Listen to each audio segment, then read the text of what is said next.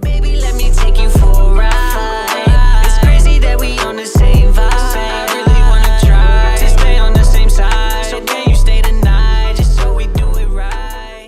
Yeah. This concoction that Yeah. you've created. Well, I mean, it's not even me, but it was like this little infused thing, like infused booze thing. Found it at this little place. So it came preloaded with infusion Yeah, stuff? So it came with like all of the ingredients that do a old fashioned. So The last time I was with you when you had one, Yeah. You described it as awful and everything I ever wanted. yes, and I think this is actually like a better version of it, but I've done so much just regular whiskey that like I think now it's like too sweet for me. So here we are. Well, We're gonna let's give it try. a try. Cheers, brother. Appreciate it.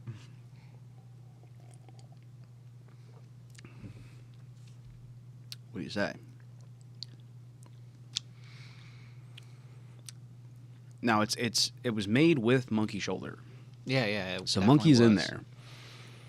So it's a Scotch. I don't know. Yeah. There's more flavor. Mm-hmm. It's I don't know if I go so far as to say it's. I mean, I guess it is kind of sweet. Mm-hmm. I know there's so much else that's going on with it, but like, It's complex. There's a lot going Yeah. on here. but it's good. It's not Like, bad. yeah, it was drinkable. Yeah, I thought so. Thought it was drinkable, but I had one glass out of it. We had a fire outside, and we were just like kind of doing our thing, and I was like, oh, I'm gonna try it. But then I was like, you know what? I was like, I gotta save the rest of it. Like I'm gonna go a little crazy, and I thought it was fun to try. But yeah, dude. So just me and you today, which is cool. It's nice. We have an election coming up, which is gonna be it's gonna be an interesting All right, let's week. get canceled. Yeah. Yeah, so I mean, obviously, you know, I didn't want to go like too far into I don't know. We'll see where it goes. I mean, you're registered to vote at least, right? Yes. Okay. Yeah. I believe I am. I voted in the previous election. As far as I know, it doesn't expire, and I have to re-register every Yeah. year. It's like attached to your license, I think. Like if you have Your a ID license, something. Well, you yeah. can get a license without registering to vote. I know I avoided it for the longest time because I was told that's how you get on the poll for jury duty. Can I, what is it like? Can I? That's how they get you for $500. That's how they get you for $500. Yeah. Yeah, so I remember like when I got my license, I definitely signed because you're right. They ask you if you want to sign up when you get your license. Yeah, I should and clarify. I When I did. got my PA license, I had a Delaware license before. Yeah. I didn't register to vote in Delaware. I was too young at the time, obviously. But I did get called for jury duty, and I had been living in PA for a while. Should have already switched my shit over. Yeah. But yeah, I was like, no, I'm don't live in Delaware anymore. So I hurried up, switched all my shit over, Yeah. and sent in like proof of residency, and was like, I don't live in Delaware anymore. And they're like, okay, we're not calling you in then. I'm like, thank God. Yeah. And then I waited a good couple years before registering to vote. Yeah. I got called for jury duty when I was at the place that we were renting. And I was like, it was right around the time that like we had bought this house. So I was like, hey, I don't live here anymore. Like I'm here. And they're like, oh yeah, no, you're good. Because it was about like, it's like that city, Okay. you know? So like it was like for that borough or whatever. So then they were like, oh yeah, no, you're good. Because like my license was attached to this rental place because I had moved from That was your Delaware. address at the Yeah, time. exactly. Yeah. So yeah, fun stuff. Interesting stuff. Yeah, So who you voting for? No, we're not talking about who we're voting for. Yeah, and you know, it just seems like a good topic, and you know, like we probably don't have enough knowledge. We're not like political people in that way. I mean, obviously we have tons of opinions, you know, just like every other person, but also we're just not the people who like look into things Yeah, I mean- and like read the documents, I figure out know- who's signing bills. I and know some of the doing this. goings-ons with like the presidential candidate, but like you voted before. They have you voting for everything, Yeah. not just the president. Right. So Yeah.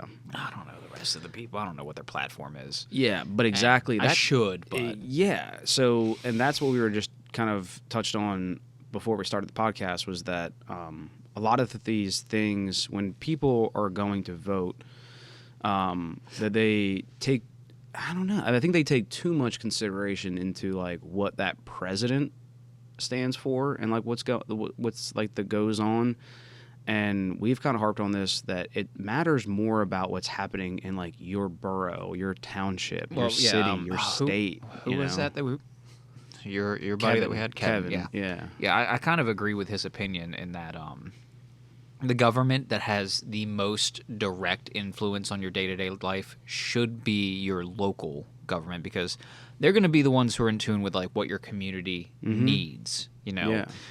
People like to make the argument. You'll see two different maps. You'll see the map that shows most of the country's red with blue pockets around like all the heavily urbanized area, and they'll be like, you know, the cities shouldn't decide, you know, what the rest of us do. And then you'll see the opposite of that map, which is where they adjust it for population density, and you'll see that there's a lot more blue than the formerly all red areas. And it's like, you know, land doesn't vote, people do. And what both of those maps fail to consider is that how you live and the requirements that you have from your government and the requirements your government has varies incredibly, like drastically, between bumfuck nowhere Kentucky and Los Angeles, California. What works in Los Angeles, which right now nothing seems to be working, doesn't work for here. Like, let's go right into the spicy shit. We'll talk about gun control. In cities, yeah, it kind of makes sense to have stricter gun control laws because there's a lot more people. And I don't know if you've noticed this, but it's a lot safer to walk around Phoenixville or Westchester than it is to walk around Philadelphia. Right. You know, I'm not a big city guy. Yeah. I don't like cities. I would much rather live outside of them. But I think living in a city, living that close to other people, it does something to your psyche. And it makes a higher proportion of the population seems to be a little bit unstable. Yeah. So, yeah, I think the starkest difference is like with the bigger the city is, the larger the gap is between the haves and the have-nots.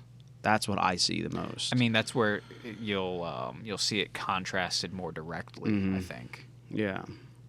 And like, yeah, maybe it's because of the layout, you know? Like if you took maybe the same amount of people who live in a city and then you did and then you did like the same amount of people, however big that plot needs to be, but get that same number of people that aren't in like a major city, maybe even in the same state. You know, if it's Pennsylvania, you took Philadelphia and then spread it out in the middle of PA where there's nothing. Yeah, but you got the same like number of people.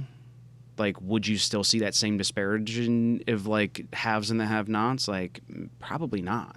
But also, it's like it's because business is done in cities, so that's probably not a fair assessment. But regardless, I mean, work from home kind of was proving a counter argument to that. But regardless, But so like, you know, Philadelphia, Chicago, Los Angeles, like, yeah, maybe having that gun control makes sense there, but in, you know, the cornfields of like Idaho or whatever, like, you could give that redneck a fucking full auto machine gun and he could just go out there drunk as hell and not do anything. Yeah.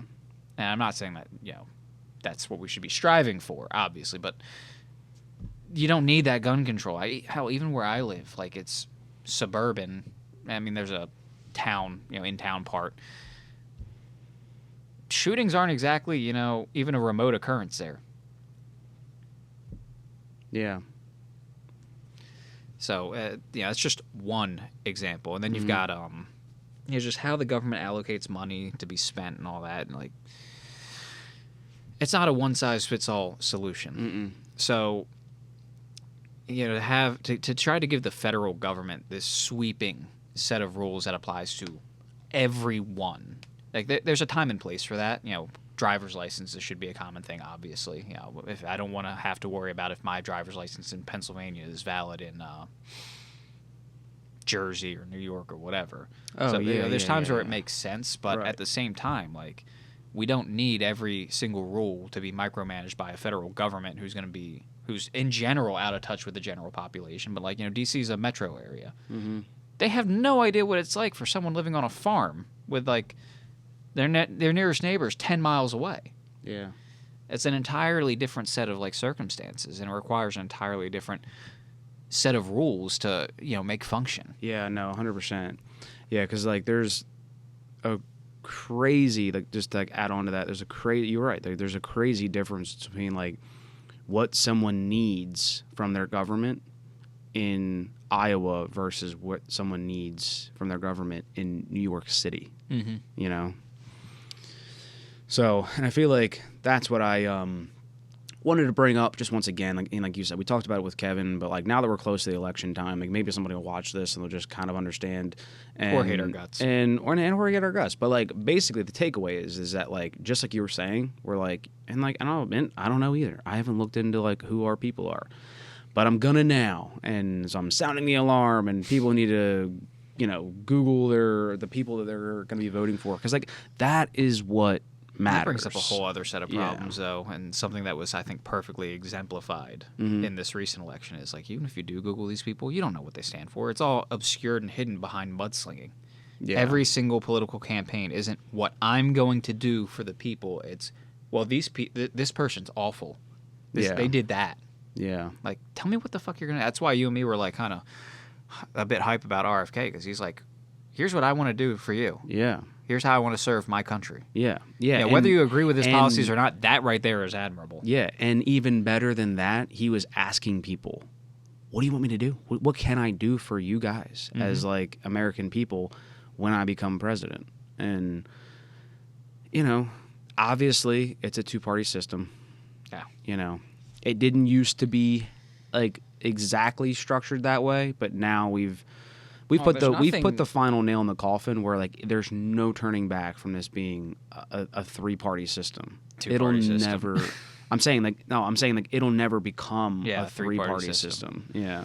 So it just can't happen. And that as it may, I think especially seeing how like parties have changed over time, where I just also deplore people to think outside the box. If you're whatever party that you're in, start to like seriously think and like maybe do some Googling to see how far everything has changed from like what one party stood for back in the day versus what like that party stands for today. It's changed. It's like it's changing now, actually. Exactly. And so like some of the candidates, I'll just say, that have run and are running now, well, I'm not going to name any of them, like used to be in one party and now they run for another. RFK was a great example of that, where lifelong Democrat, and then they wouldn't have him. It was crazy. Like he's done, so much like, as being like a supporter for them. And then when it came time for him to run, like he was exiled, which just seemed insane. And he stands for what everybody used to think. Well, they did the same thing to Bernie Sanders. Right. Yeah. No, right. But RFK stood for everything that like the Democrat Party used to stand for, which is like no fracking and environmental things. Healthcare was important. Like, what do the people need? He's not worried about tax breaks for all of this. I mean, obviously, the economy's in a terrible place, so it's on his mind. He's going to do the right thing, or was going to. But, he was talking about things that, like, when I remember, like, my mom being like, this is why. I'm like, my mom is a Democrat, and she was like, this is why. I remember, like, being a kid and, like, not understanding and, like, being like, because I was in the same boat where, like, I couldn't vote when Obama was running for president, but I just remember being on TV, and then I remember like asking like, what's the elephant in the thing? What's the other thing? The elephant and the donkey. Yeah, and she's like, that's a donkey. Like, I don't know why they are that way, but whatever. Well, it's donkey because Democrats are stubborn. I forget why the elephant represents Republicans, but I know donkeys, they call them jackasses basically, and they kind of grabbed it, owned it. That's funny. But yeah, so I just remember that like that vague moment where like I just had this like, I'm asking her, I'm like, why? Like, what's the whole thing? And she was like just talking about like why she picked and like being that, and like it was just these like vague ideologies that like were kind of unwritten things that were like that's what that party stood for. Well, if you look at liberals and Democrats often get lumped together. Sure. If you're a Democrat, you tend to be more liberal. If you're a Republican, you tend to be more conservative. Sure. But it used to be a liberal thing. Like it was a liberal catchphrase, almost be like, I might disagree with what you're saying, but I'll fight to the death to defend your right to say it, or something along. I'm paraphrasing. Sure. Yeah. That's now the Republicans' calling card. Yes. Free speech. Right. Yeah, and then yeah, I think we're showing our colors. Well, no, I'm just because we're on a podcast right now. Like obviously we are free speech people, and again, like we're on a podcast for free speech. We both have done things with firearms. I mean, it should be kind of it's easy to make assumptions on where we but I think what because we're doing this, I would say like I'll speak for both of us that like we honestly do find ourselves right in the middle of everything. Mm-hmm. There's shit from both sides that I like and shit from both sides that I can't stand. Yeah. And like just before we started the podcast, we were just talking about how middle we are, and like on some spicier topics, you know. Yeah. So I don't know. Maybe if I drink more, we might. Yeah, definitely won't be in the first fucking 15 minutes. So, but again, it's like we'll save that for the 3-hour mark where most people have dropped off. Yes, exactly. Yeah. So, like. But because of those like very spicy topics, and because we find ourselves, well, that's the sad part. We can't even talk about it now. I know. Honestly, yeah, you're right. I just said free speech, and now I'm like, I shouldn't say it. Like, what? I should have free speech. I shouldn't have to feel the way I do right now, and feel nervous that like we're gonna get a strike on YouTube because I don't care. Something... I don't care if people disagree with me. That's fine. What I do care about is these nut jobs that'll go out of their way to dox you and start harassing you in real life. Oh yeah. Well, here's the other thing too: is that like I will perfectly make this clear. I'm an idiot, and I said this at the beginning that like neither of us are politicians. No. We're not involved in any of this stuff. Like we don't even know the people. We don't know our constituents that like we're about to go elect in a week. Like the people of our township and our borough and our cities and our towns and our state. So I mean, we're hypocritical here, but a bit hypocritical. But that's what I'm saying. It's like we're not like knowledgeable about all of this stuff. So like it and also again, it's doesn't. It's not my fault that every candidate hides their actual platform under like 15 layers. Yes, like, and even tell me what the fuck you're gonna do. Where do you stand? Yeah. What's your plan? Yeah, and like even if we did do like you just said before on the podcast, like just now, like even if we did do our research, once we do it, it's like do we just fill ourselves full of like misinformation? Did we just like fill ourselves full of like it's so much more complicated shit? Than even just like them telling me what they want to do, because then you got to look at their voting record to see what they actually do and where they actually where their action actually happens. Yeah, empty promises are empty promises. Yeah, dude. That guy could be sitting or lady could be sitting across from us that like we're gonna vote for. We could be shaking their hand, and then they're saying that like these are our promises, and like they're all of our hopes and dreams that you and I have ever dreamt of. And then once they get into office, they are allowed to do whatever they want, and whether or not they do what they said they're going to do is possible. And like sometimes it's not even by like their own. It's not even because of themselves. It's like maybe they really want to do it, hamstrung by the other side, or not. Maybe not even that. Which is why it's actually important that you should be voting for these other people, because if your presidential candidate has to fight Congress, shit doesn't get done. Right. And like maybe it's just the fact that there's regulation and there's due process of just how things. What's your favorite thing? The speed of government. Oh yeah, things happening at the speed of government. Yeah. So sometimes it's just that, and so some things just don't get done. And like there's also like another crazy argument for like, I mean, how does a president only get 4 years? But on the other hand, it's like you can't just have a president forever. Yeah, like, see, that's where like countries like China are at an advantage, where if the government sets a direction, there's no derailing that train. That's why China is actually catching up to us for like building a moon base and all that shit, and why we gotta kind of pull our heads out of our asses if we don't want China to own the fucking moon. Yeah. All I can picture now is just Despicable Me. The moon. Yeah, I'm gonna go on a side rant here because politics, hurts my brain, but. On this very podcast, we've had guests, and I think even you kind of were leaning that way a bit of like, we've got bigger shit to deal with than space exploration, and I am an space nerd. But shout out. The only other country to be able to challenge our supremacy in space right now is China. do you really want China to get first dibs and be able to stake claims on shit and start setting precedent in space? Nope. For anyone who bitches about how the U.S. is like the dominant superpower right now, and our power might be waning a bit just because China's building itself up. But anyone they bitch about us being the world police and enforcing what rules we think should be enforced, across the world. Yeah, we're not perfect, and so let's talk we about make mistakes. Let's talk about the risks of let's just say that we just got an email and China's on the moon and they throw their flag in. There's a video. It's geologically proven that they actually did it. They didn't fake it. Yeah, you know what I mean. And so they're there. And so what's next for America? What kind of what imposes us at that point now that China's on the moon? So the point of going after the moon is to make that almost it's the cheese, isn't it? Yeah. Go on.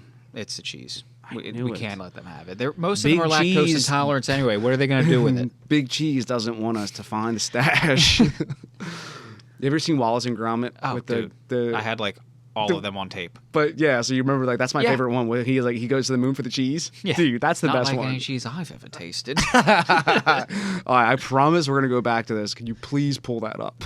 I promise we're going back. This is going to be copyright strike. Well, no, I mean we'll play it ourselves. This is for us. Yeah, this is a personal venture. If you're in the podcast now, I'm just gonna give you a recommendation. Just fast forward 6 minutes, and you'll be caught back up.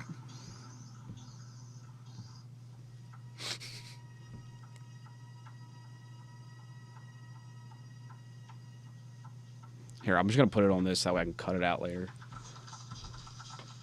or just lower the volume a little bit, and I'm gonna take it back off.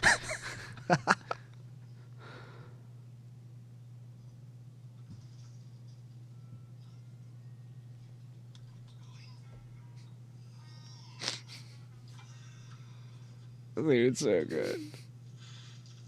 I love a little dog.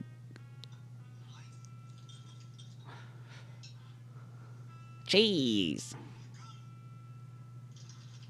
Cracker.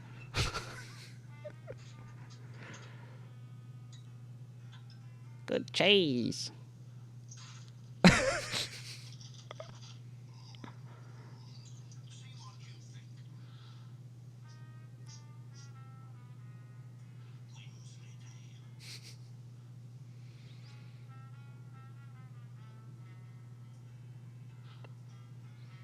All right, I've had enough. We're good here. But I'm glad I got to watch a little Wallace and Gromit. So, ladies and gentlemen, we're back. So what are the implications? What happens if China gets to the moon before us? Now what? All right, so this is kind of a long future kind of thing, right? This isn't if China beats us to the moon, we're irrelevant immediately. But the whole point of going to the moon is more or less practice. It's the closest thing that's genuinely in space, and it has resources on it that we can use to The fucking cheese, dude. to basically build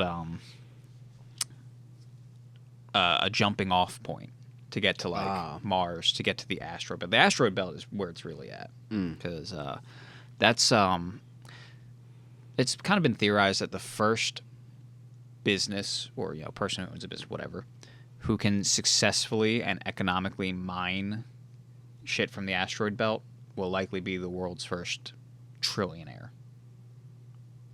It's full of rare earth materials. Wasn't he a trillionaire? No. When he was the richest man in the world, because it jumps around all the time, Right before he bought. he had $280 billion. He's still a decent way away from $1 trillion. Oh, okay, that's what I'm thinking about. You're right. My bad.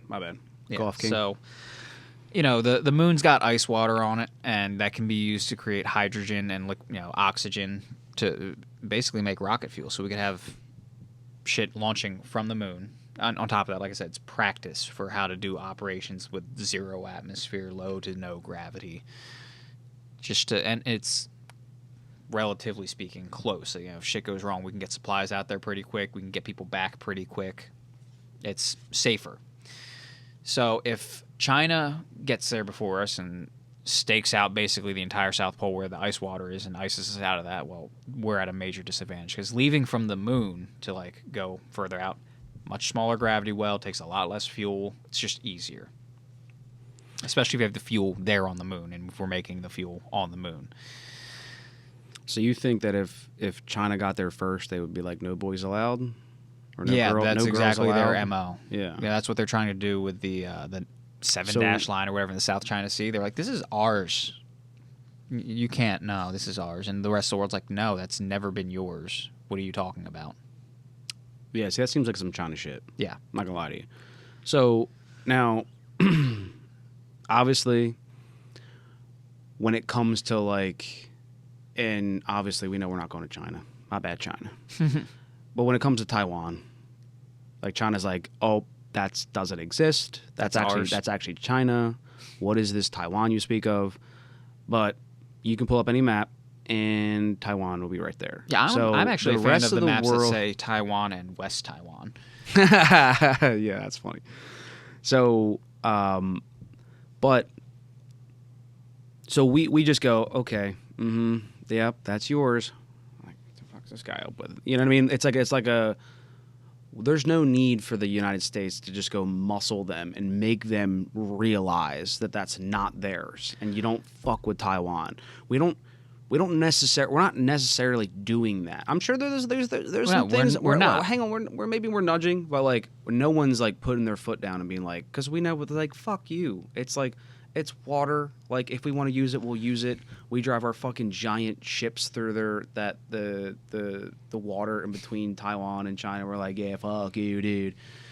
So what makes you think that we wouldn't just do that with the moon? It's because here on Earth, we are uncontested when it comes to projecting naval power. We don't have to, but they know we have the capability. Mm-hmm. If they beat us to the moon, we're caught flat-footed, we can't get there. We can't send people there. We can't contest that. And even if we did, who the fuck knows how to conduct warfare in space yet?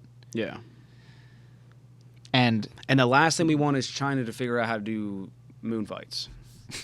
We do not want moon fights. And it's not even just that, because what's the easiest way to stop them from getting to the moon? Take them out while they're still around Earth.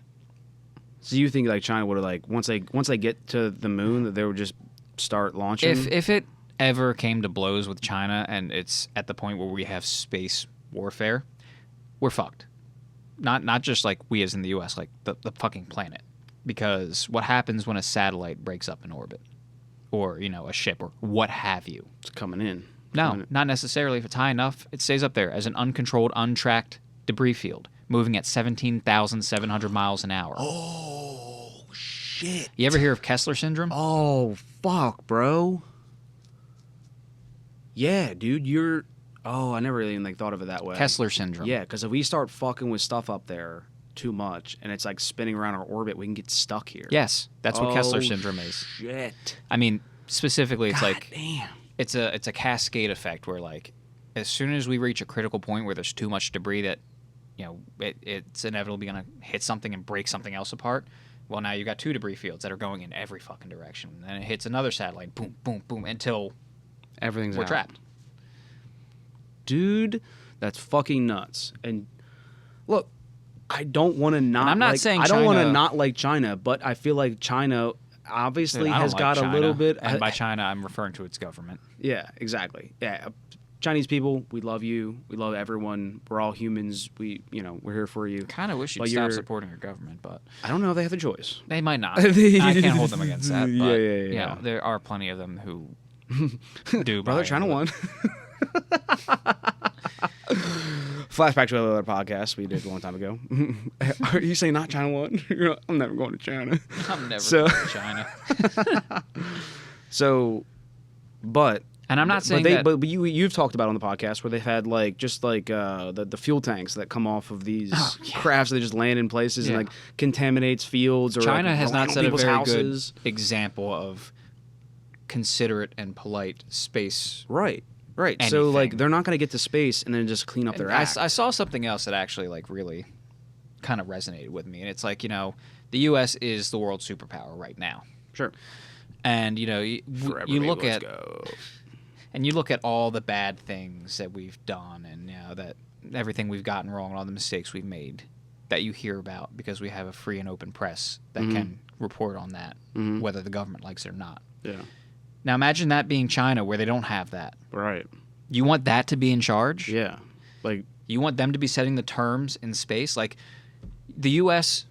we have a plan to go to the moon. We have the Artemis program. We have the Artemis Accords where we went around to everyone around the world and said, would you like to sign this? If this is amenable to you, this is how we would like to conduct everything in space. Staking claims and territory, communication, transparency, and all that shit. Mm-hmm. And we've got countries all over the world signing this. Yeah. China doesn't have shit like that. Nope. Like, even if we're not perfect, we're at least putting forth the effort to be cooperative. Right, dude. I mean, like, look, like, United States, we're not perfect. Like, No, we're never claimed to human. be. We're human beings, and we just pray that we make the right decision, and that if we don't, people will make, an exception. Not exception. They'll forgive us for making poor choices. Our history.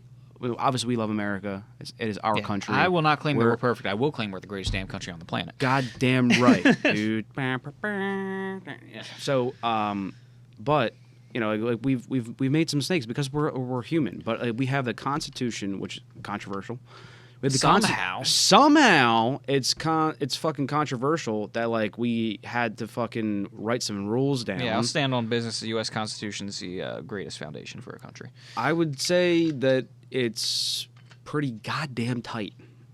I think It's a living document. It's meant to be able to adapt to the times. It's not meant to be thrown away just because you think it's outdated. Yeah, and it's not in the Constitution, but homie, if you're pouring one, you gotta pour two. Well, do you want shoulder? Do you want I'll- or would you like some Gentleman Jack? I just grabbed this because it was closest. Yeah, I think I'll follow up with you on the gentleman. I think it is a little sweet. I think that the thing's a little sweet. What do you think? Again, it's hard to describe it as sweet, but it's definitely not bitter and definitely not like smoky. But you wouldn't do it again. Wouldn't? Yeah, would you have that again? I might pour some out into my cup and then add a little bit of monkey shoulder on top of it. See, that's what I thought. I didn't want to jade your opinion. I wanted your honest opinion where I was like, I think it's good. I needed that. Because like I did say it was a little sweet. But like I was like, damn, if I could have like either added ice or I was like, maybe I'd dilute it. Remember like the water thing? And like maybe it would just kind of like thin Honestly, out. I'm more of a fan of it just straight by itself. Well, no. I meant like the. Well, I'm talking the about infused. whiskey versus like diluting it with water. Oh yeah, me too. But I didn't know if this one would maybe change that. I take my whiskey neat. I take my whiskey neat. All right, so yeah, so you were right. We have a gigantic problem on our hands. We're dealing. Yeah, and I want to be absolutely clear. weird- I'm not saying that like China beating us to the moon automatically means World War III in space. Yeah. Oh wait, but I was going back. Constitution. What was I saying? Constitution. I don't know. We were just Oh, talking okay. So about how yeah, it's great. so we're not perfect, but we have this Constitution that does like refrain us from doing the kind of shit that China does on a daily basis. So like whatever, controversial or not, everybody knows that like China What people has need to- kind of done some bad stuff, and like nobody cares, and like nobody can do anything about it. Yeah, what people seem to forget is the Constitution isn't meant to give us rights. Right. It's meant to limit the government's ability to Yes. infringe on our rights. Yes. Yeah. So this whole thing, like the Constitution, like, oh, but what about us, or what about this little thing, or what about that little thing, and then it, like the government's like, perfect. I've been raised by flies. I don't know why I did that, but like, like You saw that video on Instagram, like Yeah. guys raised by men. He's in like a flame shirt, and, got the Kyle glasses and monster. Yeah. Guys raised by their mom. It's some shirts tucked in. all black, just like suave and mysterious, and then guy raised by flies. And just yeah, my bad. The brain Derailed rot. us. Derailed us. But yeah, so the government looks at that and they're like, they're perfect. They're turning on themselves with giving us rules. Like, they gave us rules, and now they're turning on themselves. You are setting up so many perfect segues for the spicy topic that I'm not drunk enough to talk about yet. Well, and that sounds like a cheers to me, brother.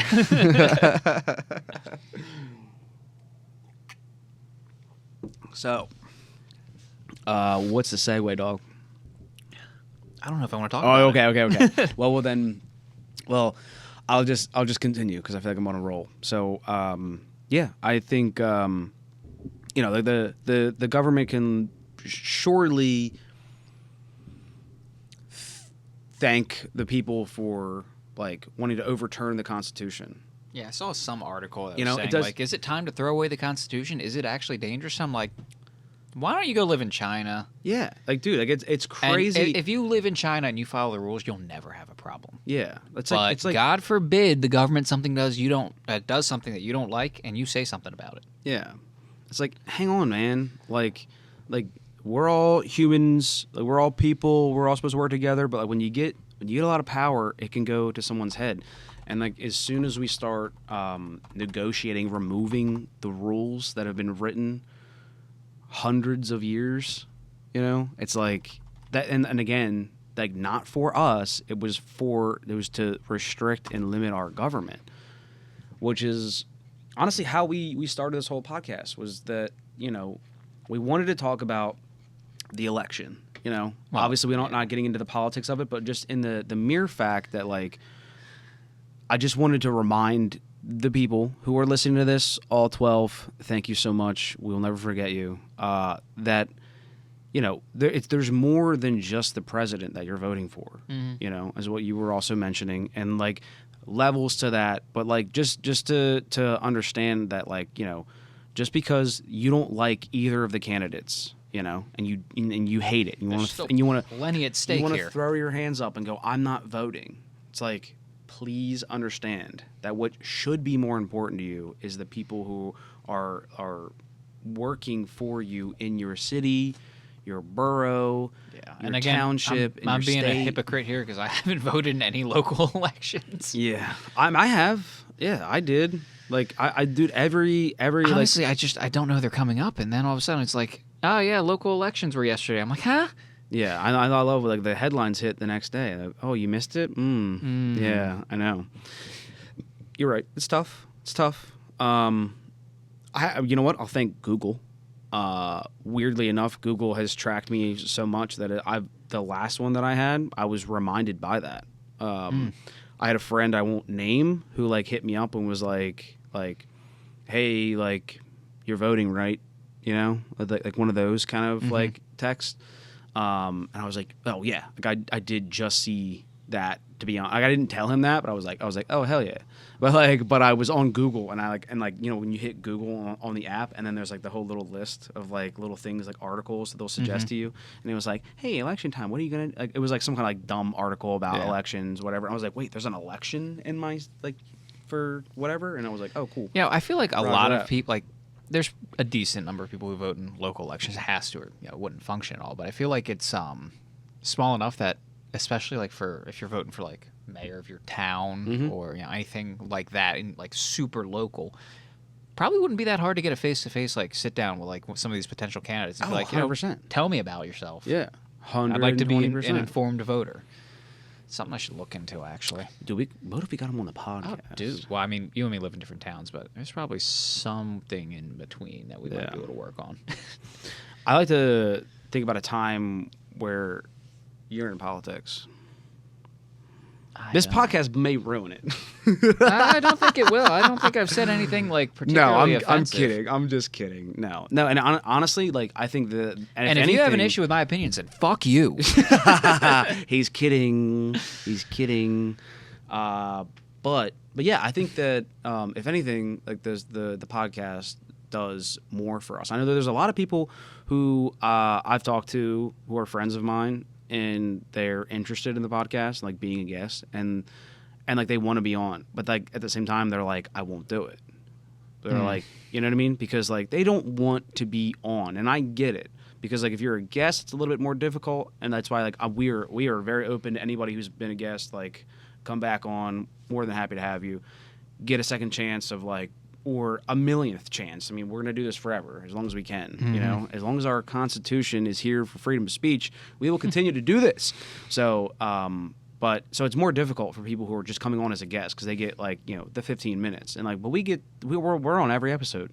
Well, so I think like, we give guests a good like 3, 4 no, hour. Yeah, we give no time limit to the homies. But I'm just saying that, like, at the time, it can be difficult. Yeah. Dude, you remember the first podcast. Like, it was hard. I don't like, know honestly, what to do with my hands. Yeah. Yeah. And, it was very difficult to, like, just be normal. And I think sometimes it still is. I still get nervous, like, depending on the guest. Yeah, I do have like, a different, like, when we're just talking to each other, and then, okay, podcast voice, let's go. Yeah. But so it could be difficult. But like for us, like now, like we keep doing this, and so we just kind of are like letting people get to know us. Like, and I would hope if I ever, unfortunately, stumble my way into politics, that if people do dredge this all up, what they see is consistency. I like to think I stand on my principles. Sure. But I think also that you should give yourself the credibility to say, you know what, like, I've changed my mind. Oh, yeah. Like being able to like say something today and tomorrow I can change. Be convinced to change my mind. Absolutely. You just need to show me something that makes sense. Dude, and this happens all the time, which is why I love the podcast. And like, it's not even politics. Like, you and I can sit down here and we can talk about like what engine should go in this car, and like I can be like, no, but there's no way, it would be too tight. Like, you're like, no, like the way that these engines are constructed, it's a way smaller package, and that this is far smarter. Or like no, like the suspensions on these cars, blah blah blah. We talk about like dumb stuff. No, I can get 80 horsepower out of this Model A. Yeah, exactly. Which actually, I don't think we've even talked about that. We'll get to it. We'll stay on track for now. Yeah. We will not go without mentioning. We'll end on a positive note. Yeah. But yeah, so you can, my mind can be changed, and I'm happy when that happens because like I've learned, and like I'm also I love being a student. It took me going from one career path to another, going from cars, going to HVAC, to realize that you have to eat the humble pie. And like, cause I worked in cars long enough, and I was very mechanically inclined to where I kind of felt like I was like, yo, dude, like I'm like kind of hot shit. I'm kind of sick with tools, and then coming in and having to like kind of like eat the humble pie of like, dude, you can leave all those wrenches, those snap-on box end wrenches at home. Metric, ew. Yeah, dude. Like they're like, yeah, we use adjustables, and I'm like, are you guys dumb? Universal bolt rounder? Yeah, dude. So I had to adjust my whole thing, and so, but I loved being able to be a student of that, and to be a student. And as soon as I realized that, I was like, oh, cool. Like life is just being a student. Like everything in life is just learning that thing. Whether it's like buying a house, like go into being in an office and like go in there and learn, ask questions. Don't be nervous. Just ask questions. Why am I signing this? Why am I doing that? You know what makes What's it an easier? interest rate? You just preface with, all right, so I'm kind of an idiot. So explain this to me like I'm 5. Yeah, you ever seen there's a classic scene on The Office when he has a surplus. There's a surplus in their budget, and they have to spend it. And so Oscar, who's their like lead accountant, has to explain it to him. He's like, okay, Oscar, explain this to me like I'm 8. And he goes, okay, your mommy and daddy have a lemonade. That helped you with a lemonade stand. They gave you $10, but it only cost you $8 to run the stand. Now you have $2. So you can either tell your mommy and daddy that you have that $2, or you can keep the $2, and then your mommy and daddy know that you need $10 to run the next year's stand. And he's like, okay, explain this to me like I'm 5. And dude, it's so good. I mean, that holds up. That's so funny. I mean, just in like the pure comedy aspect to where like he didn't get it after he already explained it. Hang on, I have like a perfect example of this. So, yeah, as we just alluded to, I've got a project I'm working on, and I'm working on it with Alden, and hopefully he forgives me for just putting out one of our text messages. Airing out dirty laundry. But yeah, I was explaining a solution to one of the problems we were having that I think I figured out, and he was just like, I'm dumb. Explain it to me like I'm myself. Well, we love you, Alden. It's fine. That's funny, though. Yeah, but and honestly, you know what else too, dude? Like with being like best friends with you for literally my entire life, I think taught me a lot, like, quite literally, and then also like figuratively, because I think with you being able to like teach me all the time. And we talked about this on a podcast before, where like you like. I was like, dude, that's just like fogs, clouds on the ground. And you were like, actually, Well, no, that is what it is. or yeah, whatever it was, like whatever, like however you like, I would like to describe it and like whatever. But you went through like that process with me and like taught me, and like then after you taught me that, I realized that I didn't know what I was talking about, And then so like it gives you that opportunity to be like, dude, like it's okay. Mm-hmm. It's okay that you don't know, and it's okay that you were wrong, and it's okay that like now you can now say like, okay, I was wrong, and now I see what this is. This is my opinion, and like maybe it's like science, and you have to just be like, all right, like science is pretty good at getting the answer right. That's kind of what they do. But then like that's a controversial take now. But then you have like things like ideologies and like ideas and like theories of like things. Well, just yeah, like that actually. Now I want to tangent off on something real quick about science being like a controversial take. Mm-hmm. I hate that. And again, this kind of comes back to constantly learning shit. Mm-hmm. I've kind of had the veil lifted a bit. Yeah. I hate how politicized science has become. Mm-hmm. And that goes for both sides of the aisle there. Like, just like statistics, you can find any statistics that support your point, depending on how it's framed, how it's skewed, whatever. Mm-hmm. And you can find any scientific study to back what you're saying. Ooh. And a lot of that, and here's where I say like the veil's been lifted, is it comes from when you look at who funds these studies. Yeah. So the common thing, it's like you need to drink 8 cups of water a day minimum, even if you're like not. Oh yeah. Even if you're not exercising, not doing anything. All that does is make you piss. That's literally all that does, because that all stems from the whole thing of like, oh, if you're super hydrated, you do better, and blah blah blah blah blah. And you know what hydrates better than water? Gatorade. You look at where this all stems from. It comes from studies funded by Gatorade to show that overhydrating equals better performance in athletics. And Gatorade hydrates better than water.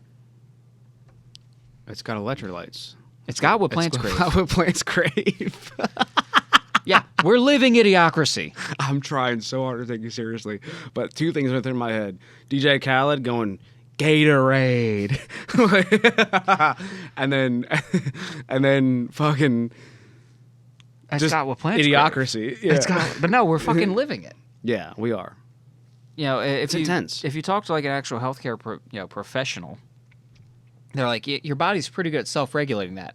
You're dehydrated when you feel thirsty. Yeah. Drink when you're thirsty, and you're fine. Yeah.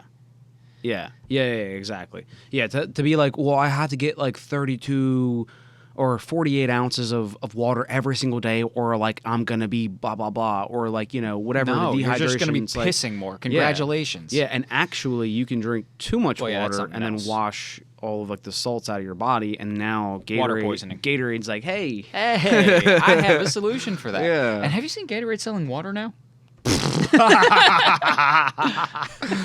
dude, what's it taste like? I haven't drank it. No. Oh, no. God damn it. Doesn't taste like anything.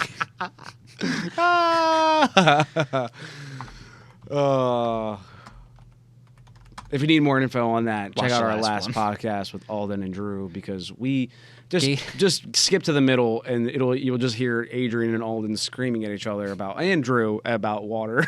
Yeah, and you're and just what it tastes cackling like. off at the side. Yeah, I mean, honestly, I got to be a student. I got to be a student for that. I was like, you know what? I could just watch this. I could watch this unfold. It's just like not a big deal. Gatorade water, unflavored. Why? Oh, here, I'm gonna put this up. Oh, it's infused with electrolytes for great click taste. on the whole link. Let's give them their flowers. Gatorade water. Gatorade. Alkaline electrolyte infused. Oh my god.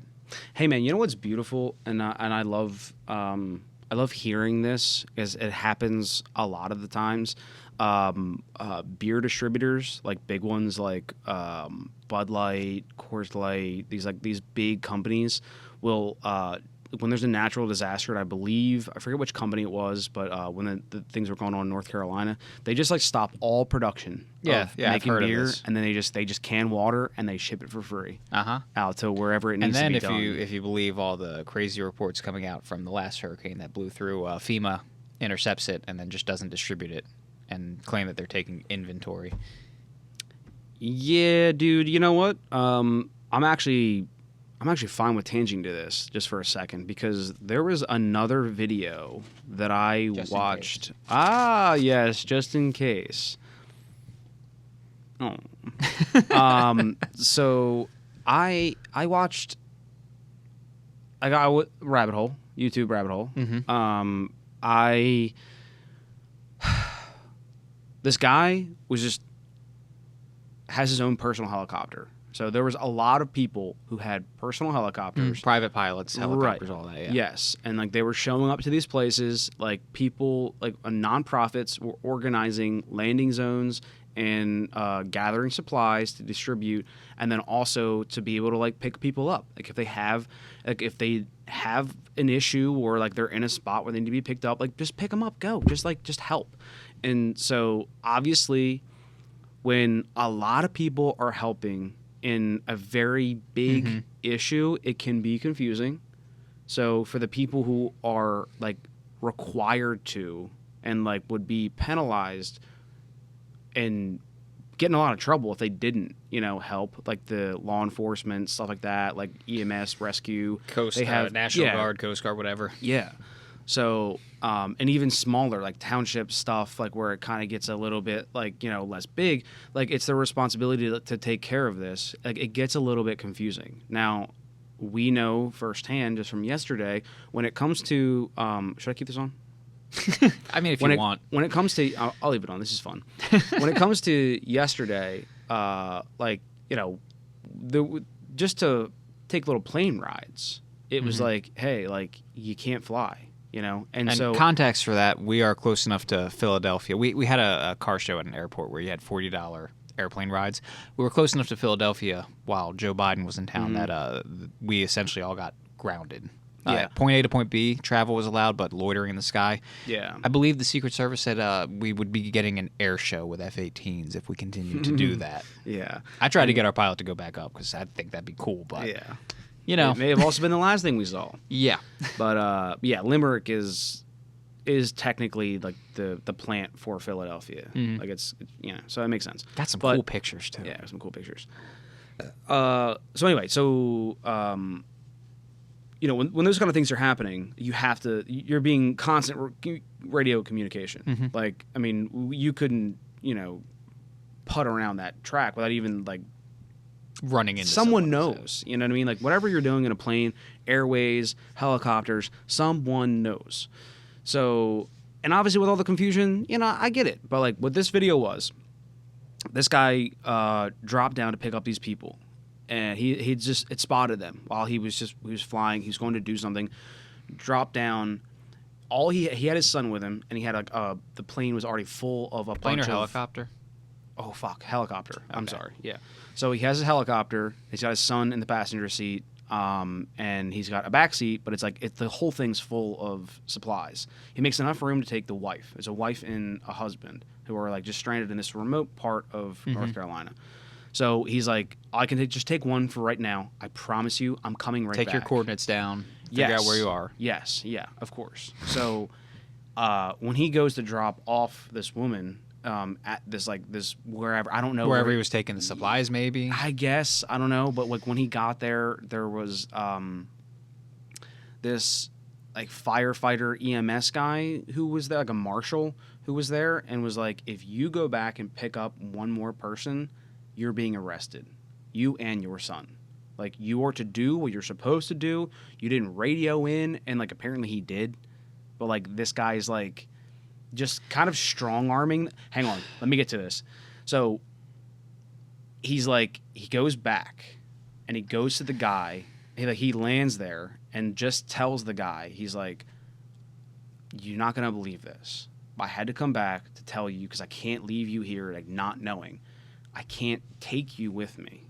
Your wife's safe. Someone else who's supposed to be doing their job." And they were, but like it takes time, and they need help, and they needed that man like who had this personal helicopter to help this person who was stranded. But like because they're going by the rules, and like someone else picked him up, and like long story short, he's fine. He met back with his wife. But dude, imagine how scary that is. Well, so but even that, and like like that whole crazy scenario. This is the best part. I kind of want to pull it up almost. So.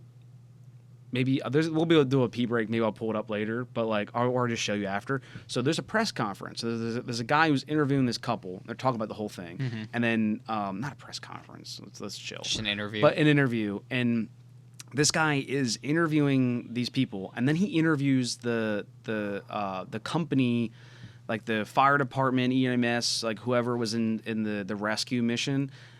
He's trying to orchestrate an interview with them. It's like, hey, look, here's one side. I'd love to hear your side, and we want to talk to the guy who said that he was going to arrest this private pilot, of this helicopter. And they're like, oh, he's not available. They're like, okay, well, like who is available? And they're like this lady was the person in charge, and so she does the interview.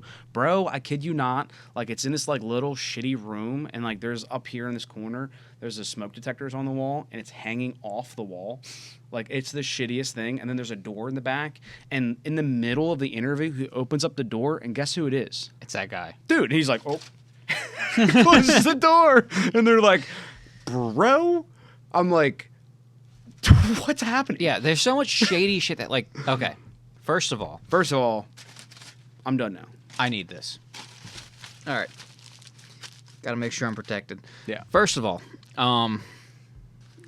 you look great. Don't worry about it. There we go. You look great.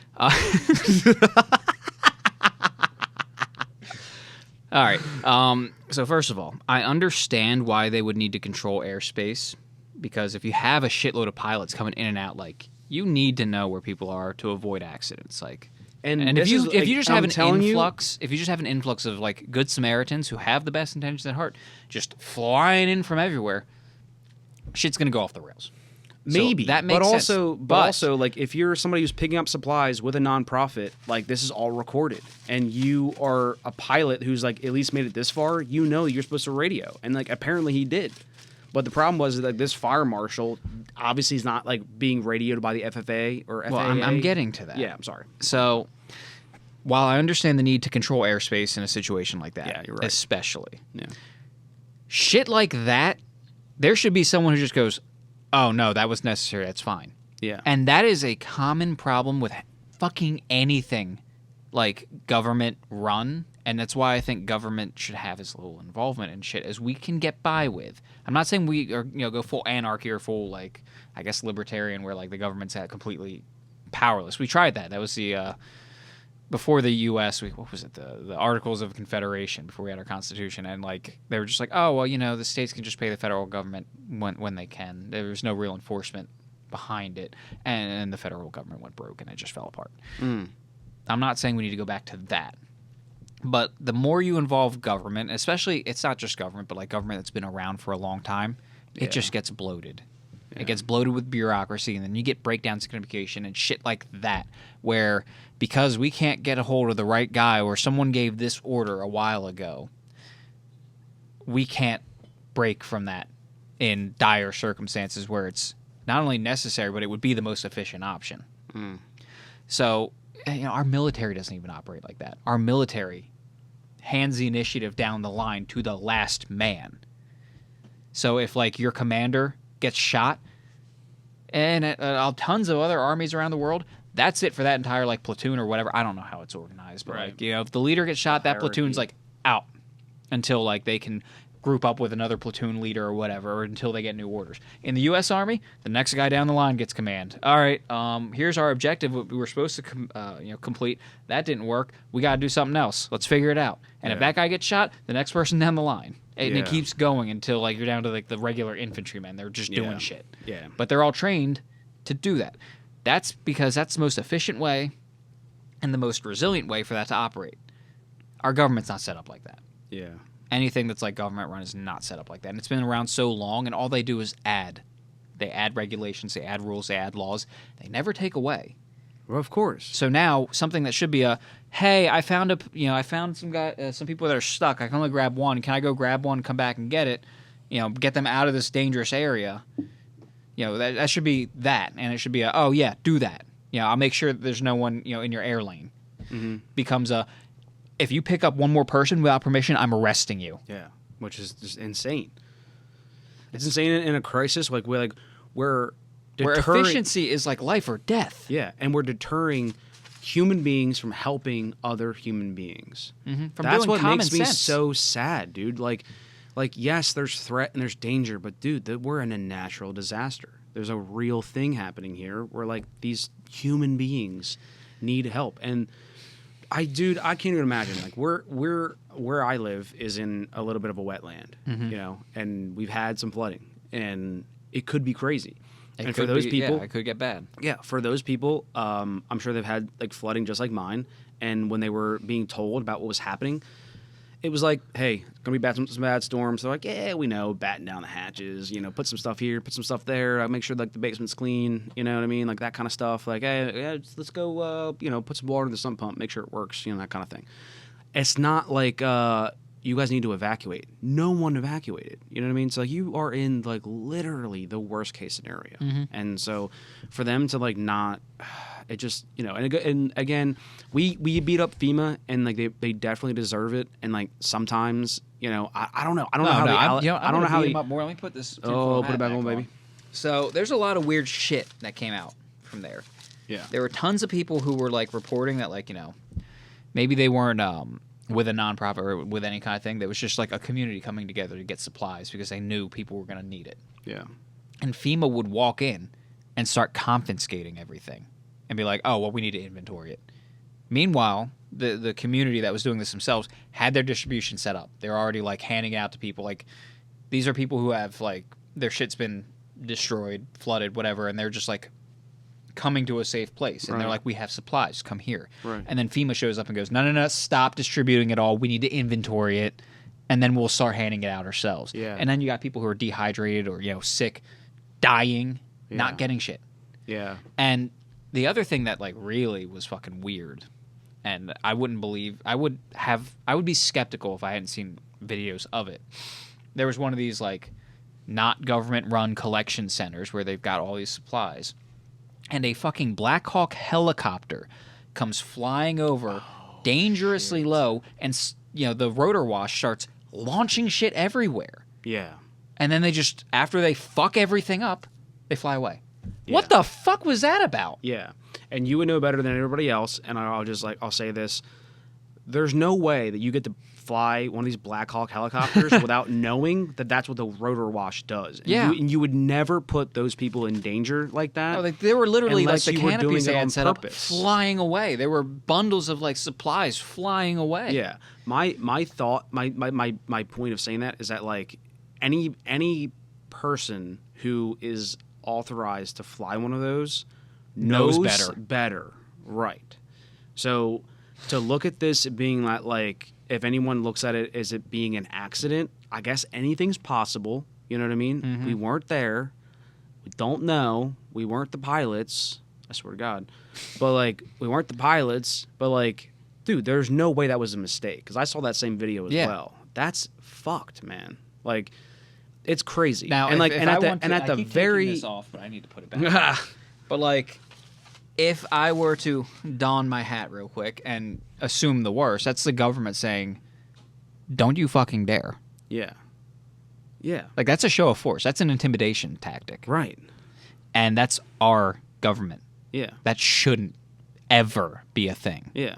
And like the people, I can't imagine. Like, Especially for a humanitarian thing like that. yeah.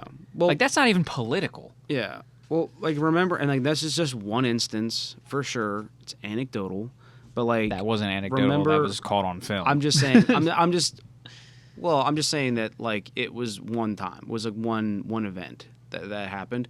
But like we talk about all the time. You know, maybe I need this. we talk about all the time that, you know, even if things were to go awry, our military is American people. Mm-hmm. They're human beings. They also have families and kids and lives and, you know, people they care about back at home. And that, like, when push came to shove, if there was some kind of tyrannical takeover, that, like, obviously, like, at least 90% would be like, hell no. And that's more than enough. See, even the universe agrees with you. Yeah. So, but here's like this like weird example of like, who's this pilot? Like, imagine getting that order. I mean, like, hey, fly down there and just check on Buzz them. Check on them. Why don't you? And then being like, yeah, fuck these people. Like, who has this fucking heart to do that? You know? So, you know, when I say that, like, there's no way this was a mistake, dude,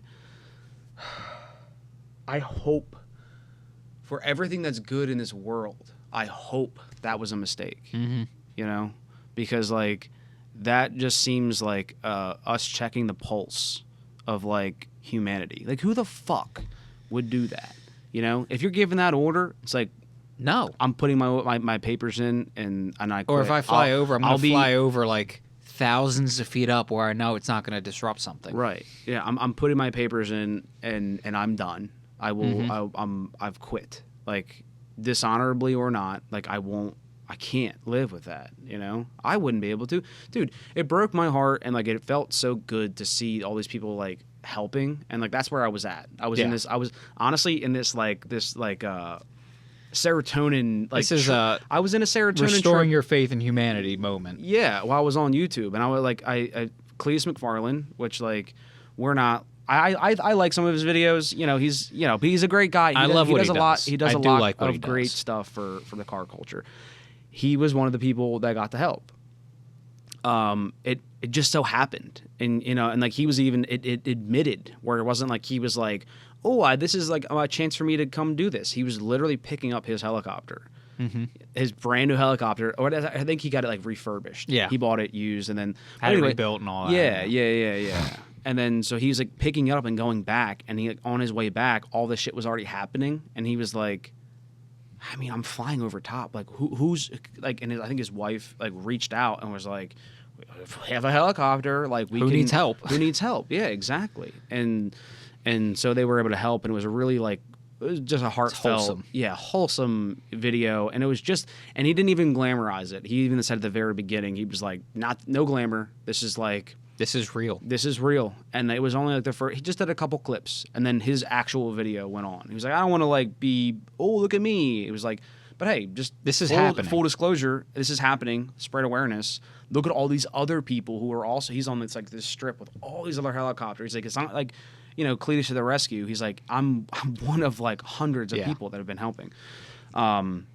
So beautiful thing. And then like that just turned into this like click, click, click, click. And I was like, oh, all these people helping. And then I found that one where like this guy got in trouble. And I was like, bro. What the fuck? And then you Yeah, see the what the Black Hawk fuck? blowing away a whole like rescue Yeah. or humanitarian operation. And you're like, what the fuck? Yeah. And so like back to the beginning of us talking about all this crap was that like, you know, it's like it's time for like the United States, the people to come together. I hate this division. The elections. Tree of liberty needs to be watered with the blood of tyrants. Oh, Jesus Christ. No. It would just look like number one, I think that when it comes to elections, you know, if you're still listening, when it comes to elections, obviously what's more important is what's going on in your house and not the White House. That the White House has generally speaking, nothing to do with you. The bigger things that are going to affect your life are literally happening under your own roof, whether it's your apartment, your house, the house you rent, the place you're staying at, you know, like wherever. Like your own house is far more important. So like, please like stop stressing about the election and whether or not this country is going to be X, Y, or Z. World War III is coming. Like just worry about your house. You ready to but also bunker down in them foxholes though? Yeah, don't do. If you're digging a foxhole in your backyard right now with an AirPod in, please stop. Yeah, you're gonna need to be Stop. digging that in China. Yeah, the foxhole is not going to help you. So, yeah, I think like when it comes to that, like I think like people don't have like no one has their own shit together, and they want to like fix politics, and they've got all these like personal ideas and stuff going on. Are you coming around here? Oh, I thought you were going to grab the tinfoil hat. Don't you worry about me. I'm just trying to, I want to get a little bit of everything. I had the infusion, the old fashioned. I've had some gentleman Jack. I feel that. I'm actually excited to do the same. I'm gonna polish this boy off. We're talking about some heavy shit. I need some lubrication. Absolutely, dude. You know. Yeah, absolutely. The long dick of justice rarely arrives lubed. End quote.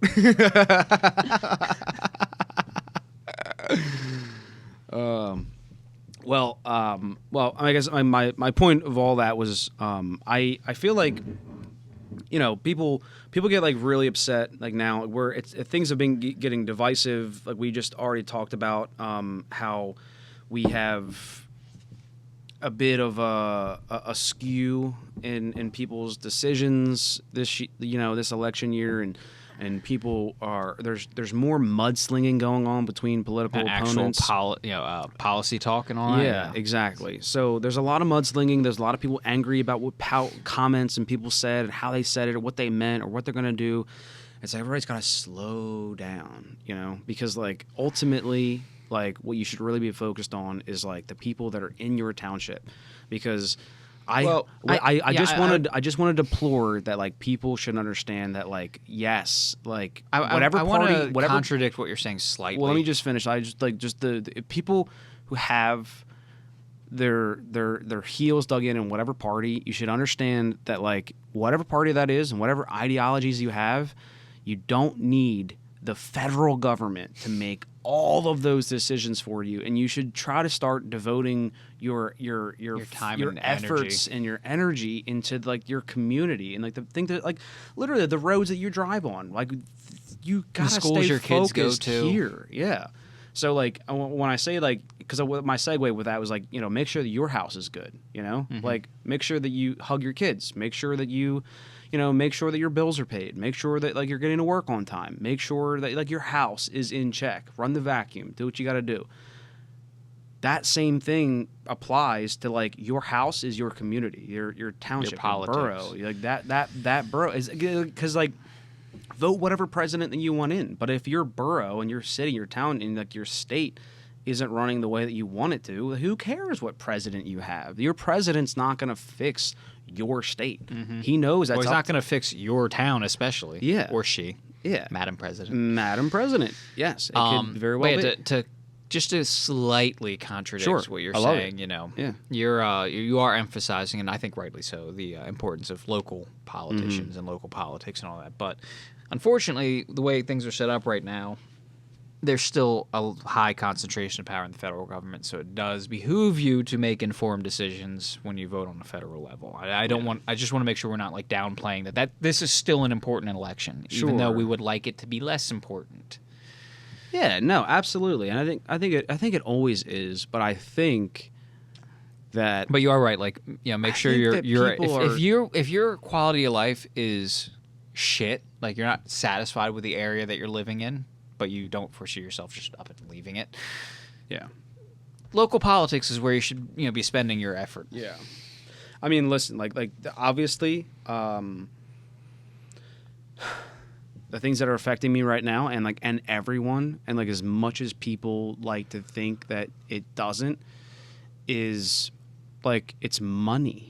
It's always money. It's always money. So, like, whatever you think... we have a worse distribution of wealth than France did during their revolution? No, I did not. But I think France... Actually, I did just hear that France went to strictly paper ballots. Interesting. Yeah.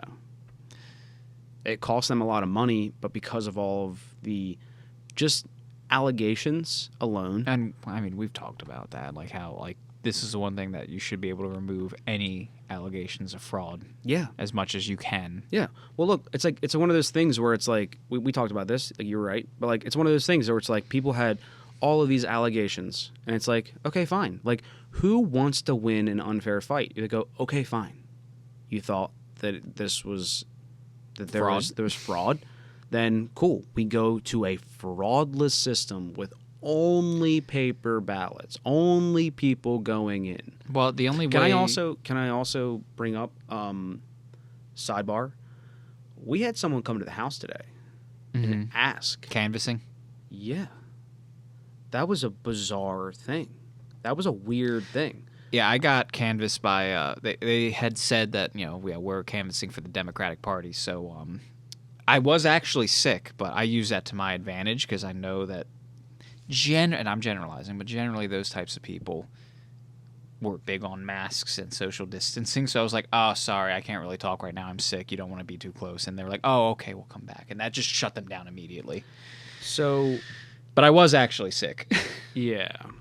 This is like my thing, is that it was like, there's just something eerie about someone having your address and then showing up. I don't think they had your address. I think they were just walking through the neighborhood. Nah, dog. You think people walk through my neighborhood? When they're canvassing, yes. Brother. They're assigned an area, go to the houses in this area. So they're just like, all right, well, we got an address, an address, an address. Nah, brother. I mean, look, not disclosing location. I'm just saying that we can see our driveways. And we have dogs. They're outside.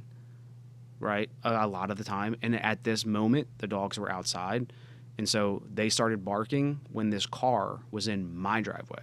Mm-hmm. I watched the car leave the driveway, and then not go to, and they went like that way, and they didn't go to that neighbor's driveway. They weren't pulling into every driveway, just being like, "Hi, we're taking care of your strip today, like your road, your area today. We're just wondering if you have a minute to talk about like who you're going to vote for." And it's like crazy personal information, but Did they say who they were canvassing for, or were they just canvassing in general? I do not think that they disclosed. That is a great question. Honestly, my beautiful fiance had answered the door, and I won't say how she addressed it, but she addressed it. I'm so proud of her on how she handled it, because I had no idea. I was just managing the dogs at that point. That was kind of my duty at the time, and it was like she answered the door. So, but she handled the situation very well and, proper, upstanding, in a very polite manner. But no, I did not ask her, because honestly, I was kind of in like a little bit of a blind rage after she told me who was at the door, because like they'd already left, and I was like, now I have to watch like a hawk. That's what I'm saying. Like I watched them pull out and then just tear off down the road. So I'm like, no. Like, they had our address. And like, so dude, we get all kinds of mail from, politics and stuff. That shit just comes to your house. So, and we just talked about how like it's attached to your driver's license when you register to vote. The other thing though is that your voting, not your voting record, but whether you've voted or not is public record. Yeah. So if your neighbors don't vote actively and they see that you vote, they might just be coming to check you out. I'm not ready to disclose that information, but it could be questionable at best. I mean, what I'm saying is that doesn't prove anything to me, is all I'm saying. Well, I'm just saying that's a possibility. Yeah. I know, but like, if they know who you've registered, if you're registered Republican, Democrat, whatever, I don't even know what you're registered, and I'm not going to ask, especially not on the podcast. Right. But at the very least, just like, my house. Think about my house. Mm-hmm. Think about the scenario of that happening. I don't actually know where your neighbor's driveway starts. I've never looked, even though I've probably driven past it several times. It's like identical to mine. It was like you know what I mean? It would be the same exact thing. So like, well, I know the one neighbor you have that way. Yeah, is very easy to spot, but the neighbor that way is one I don't actually think I've ever looked at their driveway. And again, like when I like see cars go by, I know how fast my neighbors pull into their own driveway, and I know how fast their Amazon drivers pull into they did go that their way. driveways. Yeah, And so I know like when they drive by, like how fast they were driving when they drove past, is that like they didn't stop, and then I was able to walk to my backyard and see that They were not there. because like their backyard technically is like their driveway for me, and then their spot. We have weird houses, so yeah. So like we just got picked. Like we got picked or like we were on a list somehow. So what you're saying is you're predisposed to getting picked. Yes. Oh, well, you should sign that Elon Musk thing and get $1 million because you'll totally get picked. Yeah, so now you've just given away everything. No one's going to make it this far. I'm not giving away anything. I mean, Elon Musk was pushing a public fucking sign this pack and get $100 or $47 or whatever, and potentially get a chance to win $1 million. Yes, and you're an Elon Musk fan. I like SpaceX. Yeah. And I admire what he's capable of doing. Yeah. Whether I agree with all of his antics or his political views or what have you is irrelevant to my opinions on the companies that he does. 100%. And it should always be that way. And it sucks that like politics has gotten so crazy like that. Because like I was just talking to like with like Holly about that, because like, you know, we're driving around and we're seeing signs. It's election year. We're seeing signs all over the place. My vote is with Trump, but my hope is with Jesus. Yeah. Actual sign I've seen. Actual sign, yes.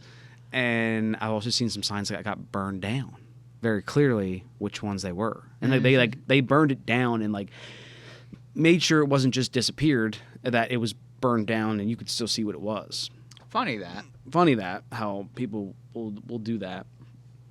So that's what I'm saying. That's when I brought all this in, because like I want to respect everyone's right to be able to voice their opinion, whether it is putting up a sign or taking down a sign. I think there's two actions there. You know, like if you put it on a public corner, you should have the right to put it up, and you should have the right to put someone else take it down. Right? I mean, if it's on your property and it's your sign, then it's different. That's different. But you put it on a public corner, yeah, that's a public corner, and someone else puts it up, someone else can take it down. You can put it down. But yeah, I forgot exactly what I was going to say. Oh, but what I was going to say is that like because of this, like I'm seeing. When you see a political candidate have one of their political signs burned down, I think that's why I opened up this podcast with being like, it's not that big of a deal. It's not. So you're saying all the Kamala signs are burned down because of racists. Why do you think it was a Kamala sign? I'm not saying what sign it was. Borders are. Borders are.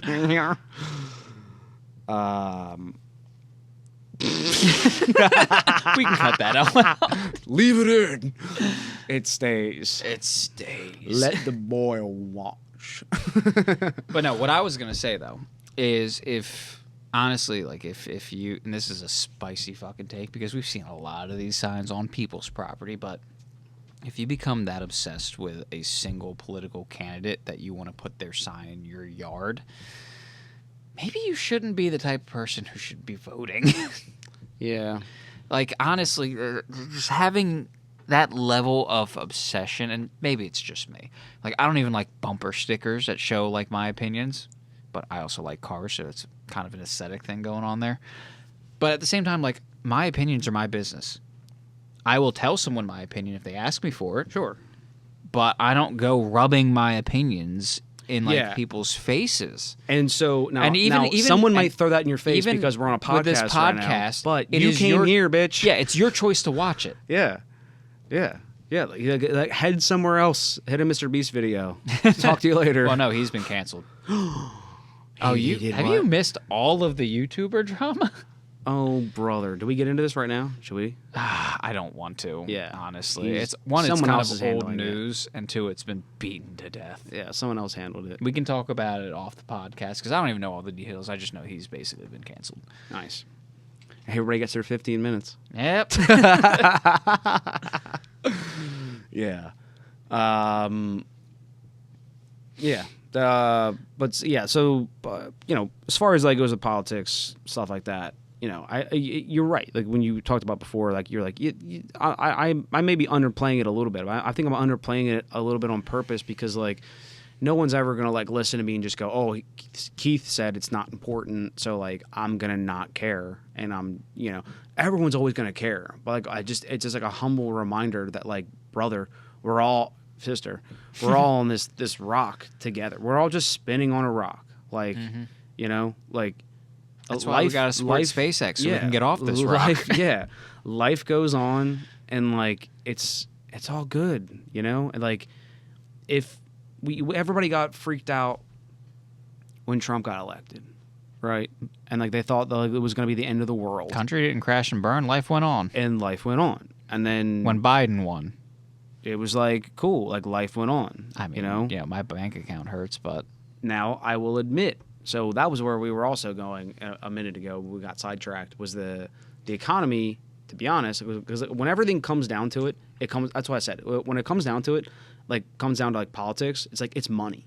Like it sucks to say that, but like your entire life, you know, there's a weird, terrible statistic about like marriage, like the number one fight, money, dude. It's finances. It's money. It's money. So, and obviously with me going to my marriage, like Holly and I are open books. We're open books, and you know, although I may have, you know, made a stupid, silly decision with buying my awesome car.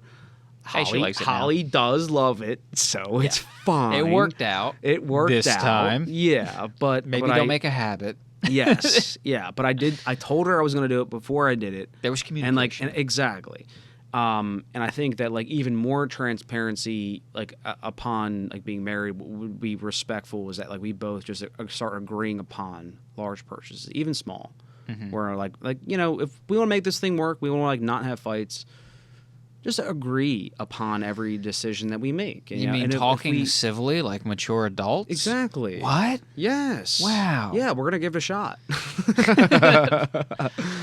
Yeah. No. So like, but just being able to like come and then, but just like letting that foundational rule be like, if we both can't agree, then we both have to agree to disagree, and we don't do it. Like that just seems like the foundation for like successful loving each other forever. Like because like when it comes down to it, like I mean, how many fights can like not be about money and then actually make sense? Because like when there's a fight about like money, then it's like you could tell that story to anybody and they'd be like, dude, fuck, I don't know what you're gonna do. Because like, but if you were like, dude, like all I was doing was just like finishing the movie, and then it's like, maybe you should have just gotten up. And when she asked you and like took the plates to the dishwasher, you know what I mean? It's not the same fight. There's easy solutions to it typically, right? And like where money and gets by easy solutions, weird. even like leaving is an easy solution, relatively speaking. Relatively, let's not get into domestic disputes. And I want if Holly happens to see this, I'm not talking about your relationship, obviously. Of course not. Love you, but babe. like if there are fundamental disagreements, like. Oh, he won't get up and just put the dishes away no matter how many times I ask. It's like, all right, leave him. Yeah. Honestly, because that's just indicative of more problems. Yeah. You can't fix him. But money, it's like, we don't know how we're going to make ends meet. Right. There's no easy solution there. And so now it's like, oh, well, maybe if you didn't spend so much or you just need to go do this. You bought makeup. Oh, you bought a car. Yeah. And maybe if that car would ever start in the driveway, maybe we would have, more money to spend. Yeah, exactly. So it comes down to that. And luckily, especially when it comes to cars, at least, I know what I'm getting into. And that's why, Alden at the car show, at Cars and Coffee, he asked me, he was like, as I asked him about the Model A, which I think is now is a good time to get into the Model A, but we'll in a second. Once you're done. Yeah.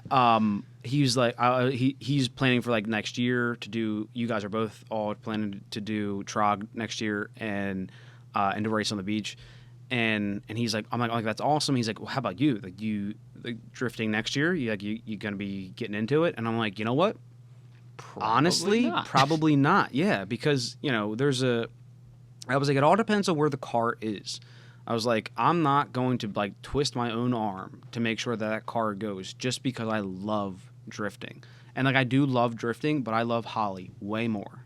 So like to mess that up all because like I Hey, wanted babe, to go can we drifting. postpone the wedding 8 months so I can spend the money Exactly. on race car parts and a Yeah. trailer and a truck? Yeah, and then like That's not going to fly. No, not gonna fly, dude. And it just doesn't even make sense. Like if you truly love somebody, like you can't You even make that sacrifices decision. for each other. Exactly. And you don't Yeah. think anything of it. Yeah, It's and, like- not like something you want to hold in reserve. Like, well, I gave this up for you. No, Yeah. it's something you just do because at this point you want to. Yeah. And whether the car was in pieces and it was like money that needed to put it back together just so I could like I'm like, oh come on, I'm so close, I need like money, and like, well we'll just postpone it for a year just so I can get the car running. It's like no shot. But fortunately for me, I'm in a position, knock on wood, the car's running great, and like I have this like fun As long thing. as you don't let it go below a quarter tank. Yes. Yeah. It's guys works. What are you gonna do? Speaking of which, I think I'm at like a full quarter tank. I gotta get gas before I head home. I don't know if a quarter tank's enough for that boat to make it. Oh yeah. So it's so I'm fortunate in that way where it's almost easy for me to make that decision, but also at the same time it's also so enticing because the car is good to go, and it's like it just needs a couple odds and ends that I'm kind of holding on to. Needs a turbocharger. Yeah, but I mean maybe not even, but what I would like where I'm at, I was telling him, I was like, it just didn't seem to make sense because it was like if something were to happen, or the theory of being like, oh, can I just go buy a used truck and a used trailer, and do I have $1,000 to just like put into like parts and just time of like doing a repair to it? No. So what are you pushing for? Like, what am I in a big hurry to go do? Because if there was nothing else that was like holding me back financially, then I would just go do it. And time obligations and as of well. course time. Yeah. But like I'm not in that position. So like for me to like try to sacrifice time, money, or effort in the middle of us getting married, it was like, duh, don't do that. Yeah. So if it works out in my favor, and I have Everything a budget, falls into right? I have a place. budget. I'm not gonna like not go. But if it makes sense, sure. Yeah. But like, and I'm optimistic. But I did have big plans for the car, but now I'm like reality hit. And I'm like, Well, that's hey, what when you bought this, I kept saying 5-year plan. yes, you did, and I was like, dude, maybe a year. I'm like, maybe a year. Yeah. It's like, okay, no, 5-year plan. But that's how quickly it sinks in, and that's like kind of what I was like explaining to you guys too with like the Model A. And I just want to like before we get to the Model A, I just want to kind of come back to like money is the biggest problem that we have as American citizens, and so now we have inflation to go along with that. It's been as high as it's ever been. Yeah, money is So, a hang problem on. for anyone who's not in the 1%. No, exactly. So, so when it comes to like to politics and to doing things, what impacts the American people the most is putting like cash in their pockets and making sure that like we have the American dream of like a prosperous economy, and that like things are moving how they're supposed to, like, and fluid, and people are able to do things and prosper and grow and just be comfortable and happy. That's how this should be. And what's unfortunate is that like the country is as broke as it's ever been, and as lazy as it's ever been, And as rich as it's ever feel been. free to attack me. And as rich as it's ever been, and then also as like unstable as it's ever been. So like you would think with all of these other things that we would be like, okay, fine. Like we have all these things. It's not wartime. Like there's no like active like 9/11 stuff going on. There's no Vietnam. There's no World War II, World War I. None of that's going on. But and now we have the internet. We have delivery this, delivery that, and I know all about high that. speed internet. Yeah, like we have all this like good stuff, and we should be happy. And that like how much could we actually be asking for, But nobody seems to be able to make ends meet, and like it's just this weird cultivation of like the greatest time to be alive and also impossible to live. Mm-hmm. Isn't it weird? I think I'm going to argue with you just a little bit love it. on as lazy as it's ever been. I'm penalizing the 10%. I'm just being a dick, to be honest. But like, That's all. You know what I mean? Like there's Well, people. I'm just saying because like back in the listen, 50s and 60s, a single income was enough to raise a family with multiple children, working not even like crazy shifts. Well, listen, there's like back in the day, like We are getting paid less when Dude. you account for purchasing power, not just dude, dollars. I don't give a fuck. So Than here's, we have ever. look, than we have I love been this. before. No, I love this. I love this. I mean, you're all right. You are right.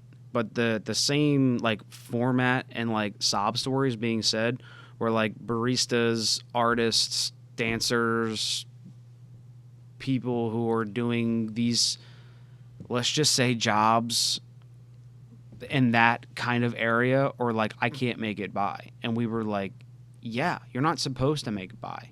You're not supposed to make a living because you work as like a barista. You're not supposed to make a living because you're a dancer or because like you sing. That's or the because, thing. Or because. And here's where I'll actually where I'll admit like my mind was changed by, of all people, your sister, because she said this to me and I looked into it and it was true. Minimum wage originally was supposed to be a livable wage. That would mean all your entry-level jobs as a barista, as a cashier, as a McDonald's worker. You should be able to survive off of that. And you and I both know what that leads to. Well, when that was kind of the thing, we were doing pretty good as a country. Yeah, and I think that at the same time that we had a very different landscape that we were working with. And so at the time, people were prosperous, Like, and I know what you're talking about. Like, it's the age of my favorite example, the McDonald's. People franchising McDonald's and like people being in like bad spots and like figuring things out. And then they were like, I'm gonna franchise a McDonald's. And then they like their life changes because they franchise a McDonald's and like whatever. And again, but like that was that era of like where people were like, I've got to make that change. So, but the problem, the way I see it, just the way I see it, is that like minimum wage, if you're supposed, let's just say if I could pay for all of my bills, everything that I have today, and like that I don't have much. And it doesn't even mean like livable wage doesn't even mean like you have your own house, like just to be able to afford rent in an apartment. And what's the difference in the rent in an apartment than like rent on or a mortgage? Well, that's It's the another same- problem. Back then, like you go back just 20 years or so, and like not even that far, rent would be like at most 75% of what a mortgage Dude, payment but people would would put down $30,000 on a house that was worth like $100,000 because they had $30,000. Like you would have to put because in, shit was cheaper. Exactly. That's what I'm trying to explain. Is like the economy was way different, which is like why I don't think that the minimum wage like argument really works, because either way, It's even a symptom. even if but even if it works, and like we've got life all wrong. If you told me today that like the job that I do now, I would be able to be being paid minimum wage, and I was able to like just minimum wage equaled paying for all of the bills, and then that was like pretty much it. And that like maybe every week I had like maybe $200 to be like, cool, that's mine out of my paycheck. And then that was what we call minimum wage. And so like now, after all the bullshit's going on, I have $200 every single week or every paycheck that like I get to hold on to, and like that's what we're gonna call like safe. You're safe because like, every week or every paycheck you're up $200. So it's up to you on how you spend that $200. But like the groceries, the bills, the like, and you're safe. If you're telling me that, then I'm not gonna work that hard. If you're telling me that like I can go do all like I can work whatever job that I want, and I don't have to work a job where I have to have a refined skill, and like the consequences are very high for me to mess up my job, I'm just gonna go do a simple job, which is like this whole like communism. All right, cool. So you'll ideology. never be able to afford that truck and trailer for that $240 that you also couldn't afford to buy. Check it out. Can't afford it now. Spoiler alert. Still can't. So, yeah. So I mean, yeah. So that's fine, because like if I want to prosper and do more, then I can go do more. Mm-hmm. But like, what's stopping people from being on minimum wage? What's necessarily so wrong with someone wanting to flip burgers and do the bare minimum and then just being able to afford a 1-bedroom studio apartment and to feed themselves? Where's the issue?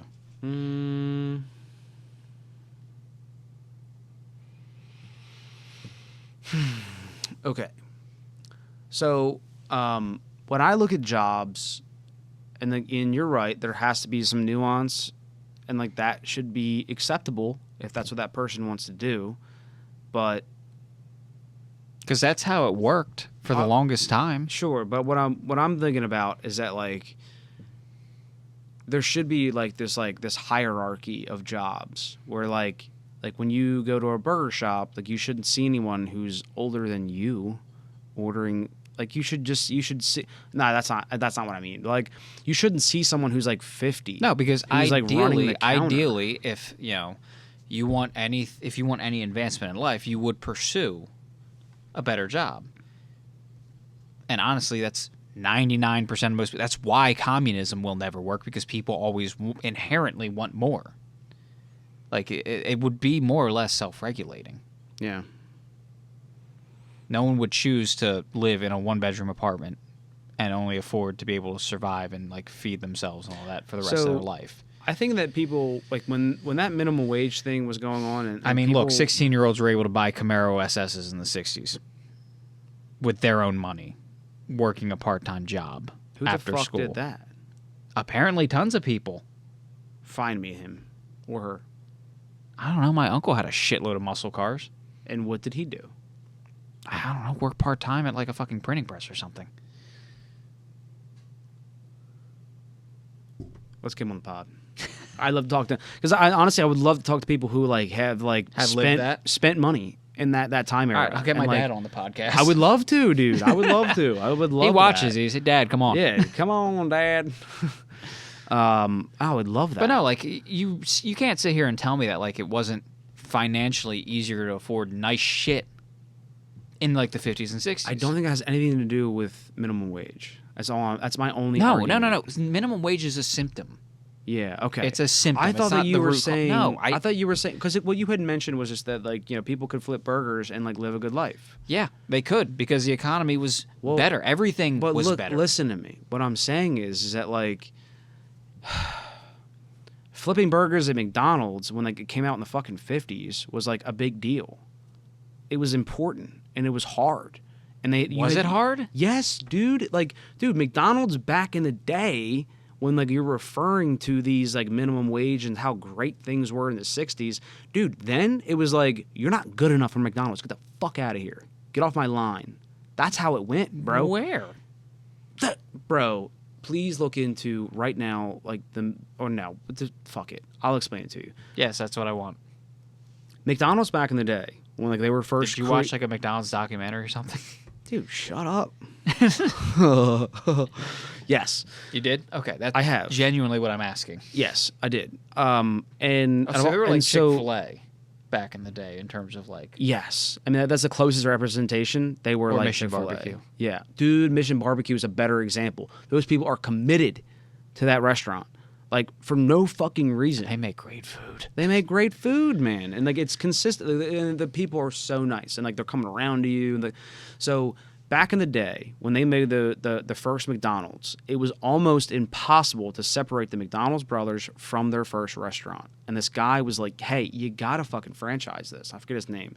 He ended up like kind of ruining the whole thing because he wanted to just like how do we 10x this? How do we 10x this? He's that modern day guy today. Mm-hmm.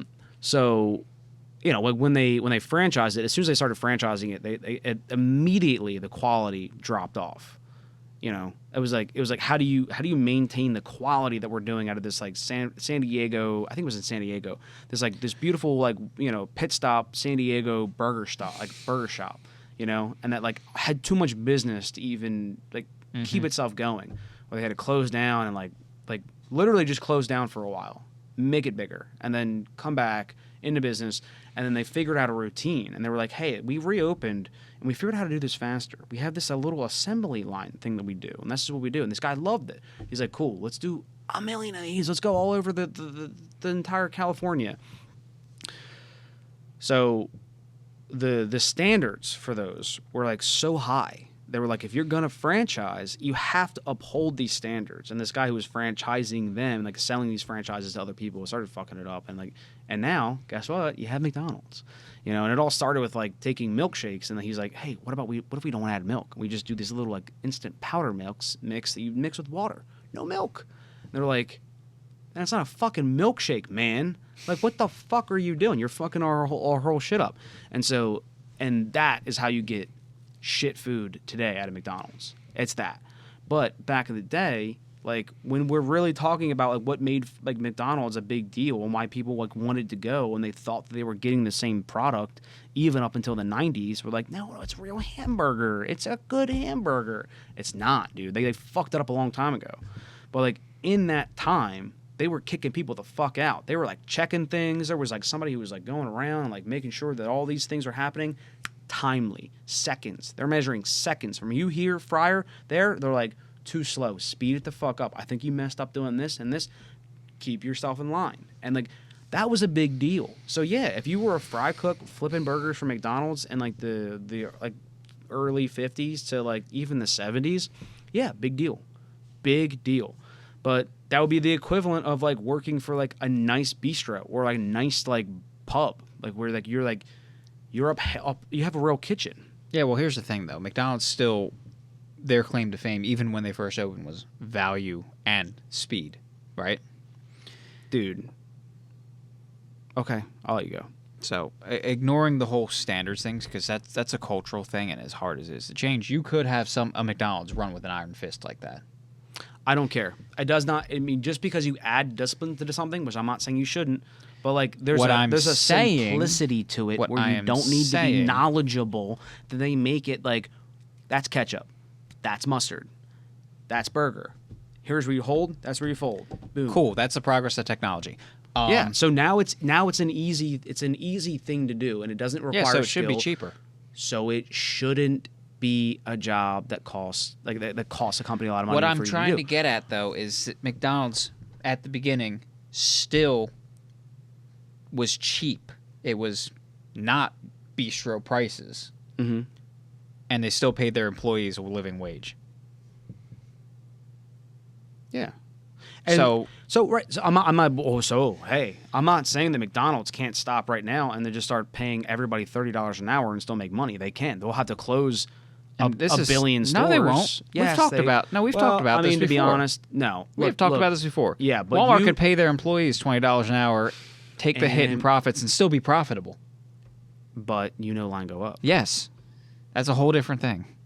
It's not a whole different thing. I mean, it's a reality. It's the root of the problem. It's a reality, Adrian. It is the root of the problem, of which an unlivable minimum wage is a symptom. Look, all I'm saying is if they did it, they're not going to take a hit. They'll figure out a way to do it without taking a hit. Like, oh, cool, we're going to pay everybody $30 an hour, then now we're going to have 60% less stores. That's how that works. Like, if you give them the option, that's what they're going to do. They're not going to take a hit. Yeah, I know. Which is like this is all wishful thinking. But it also could be a good thing, because I'm also the same person who goes, who the fuck needs a Jack in the Box or a McDonald's or a fucking Wawa even on every goddamn corner? That would be me. Yeah, that would be you. That would be you. Yeah, and you don't even need it on every fucking corner. You can just have somebody else go get it. Yeah, I'm willing to pay for that. Yeah, because we're in a capitalist society. Yes, we are. So people who are doing DoorDash doing an honorable job, which is very important, and like it's a great. I wouldn't say it's very important. It's just something I'm willing to pay for. No, but it helps so many people. Just delivery drivers, like from forever. Mm-hmm. But like, do you need that to be your living? Like, do you need that now to make that let me flip this over, because you were talking about like the whole thing where if people could get a living wage while doing the bare minimum, they would do the bare minimum. Yeah, it's a motivational thing, right? So who the fuck is going to do this if it isn't livable? Like, why would you want to? The way I see it is that there's like a hierarchy to, so when you're like 8 years old and you go to your mom, you're like, I want this toy. And your mom's like, I'm not buying that toy. Like, I mean, you can get a paper route, or maybe you can go mow some lawns. And then after that, like, you'll earn some money, and then we'll go to the store, and then you can buy it yourself. right? Actually, are paper routes for children even legal anymore? Or does that run afoul of child labor laws? Great question. You know, I don't have the answer. So moving forward, what my point is that like then you kind of like move through these jobs through your life, and then you kind of find a career. Now, if you cut lawns when you were 8 and you love cutting lawns, and then you just never stopped cutting lawns, and then you were like, you know what, I'm 21, I'm going to open up an LLC, and I'm just going to start cutting lawns with me and my best friend. And then you guys start hiring people, and like now you cut lawns, and then you're cutting lawns on now you're cutting the grass on the fucking White House. Great job. That's a career. You've made something a career. Now, if you're in college and you did a part-time job, you work at McDonald's. If you are living at home and you're going to high school, you just got a car and you need a job to pay for the gas and the insurance and all that stuff, you're finding a responsibility, you want to kind of learn a skill, you've been at McDonald's. You get a job. Those people fucking exist. We have more people on this earth and in this United States, negotiable on how many, but we have a lot of people in the United States, maybe now, definitely more than ever, who need jobs doing things and are at a young age. There should be this constant slow drip of teenagers who are just doing jobs like Taco Bell, McDonald's, flipping burgers, door dashing, doing those kind of jobs, and then elevating themselves into something else. Like I started out at Five and Below, or I actually started out at Rita's. I worked at Rita's and worked at Five and Below, and I was never at any point where why is this not my career? I want to do this forever. Why can't I make? Why am I not making $30 an hour stocking shelves at Five and Below? Or why can't I make $30 an hour, serving up Rita's water ice just in the summertime, and then I have the rest of the time off? Why not? Why can't I make $100,000 a year just serving water ice for 6 months, 4 months? It's my job, Adrian, and I want that job, and that's the job that I care about, and it's a job that I want to do, and I should be able to have the fair right to be able to have all my bills paid when doing the job that I want to do. Too goddamn bad. It's not a real job. Okay. It's not a real job. Alternatively, you had a career, you get laid off, and now you just need an job. Cool. People in your field are not hiring right now. Hard shit happens. And you know what? And that's what it's not being taught, And and I've learned this through other very important people through my life, that you can make mistakes in life very fucking quickly. So you start picking a career that's not really working out, and now I would say go with a skilled trade. Go with a skilled trade. No one can take it you away and from me you. will definitely push skilled trades. So, but that's my thing. So don't go do a job that's like coding, because guess what? Coding's gone now. So if you were to think about oh, what could happen in the future? You're into coding, that might have been smart. And at the time, I would have told you to go. But now it's done. So what are you gonna do? Coding's not gone yet. Give it Adrian, a couple more years. Just humor me.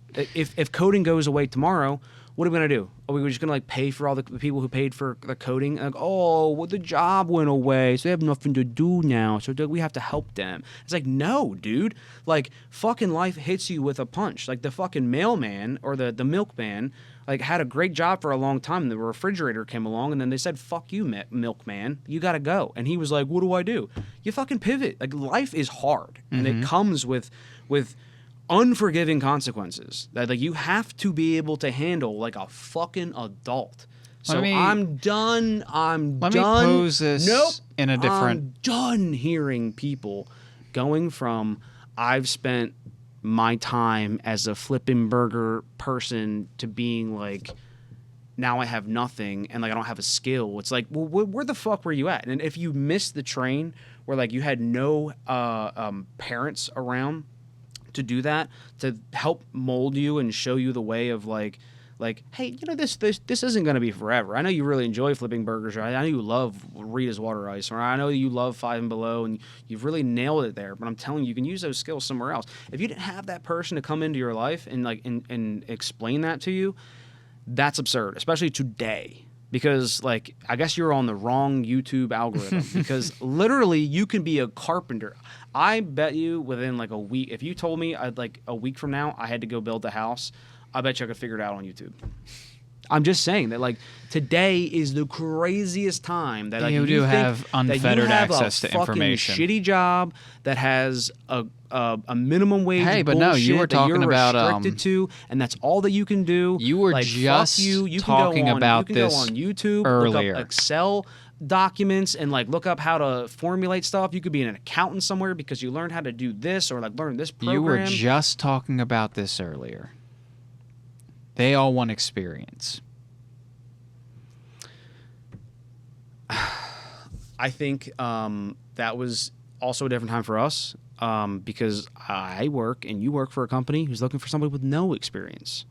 And You and I both know we don't work for the average company. Well, and so we also work for a company where there's full disclosure. Where like, you know, my boss has come to me and said like, yeah, there's like every other contractor that we work with is all just asking for anyone to come in, and they're starting out like, dude, they're starting out like $20. They're like, yeah, you don't know anything, $20, come on in. Just please listen to what I say. Just come in. I'll buy you a pair of steel toes, and you're on the job. So if you're looking for a job that pays decent, Yeah, so literally throw a stone, just give a Google to and just contractors, HVAC. just contractors near me. You could be cutting fucking concrete. yeah. You know, like, Again, you and I will both push trades endlessly. dude, what else is there that like White-collar you can? jobs and if you can and- figure out how to get your foot in the door, you Right, might make six dude. figures. And if you get a white collar job, you have to understand that the luxury that comes with that, and don't bitch and moan when that goes away because you had the easiest life.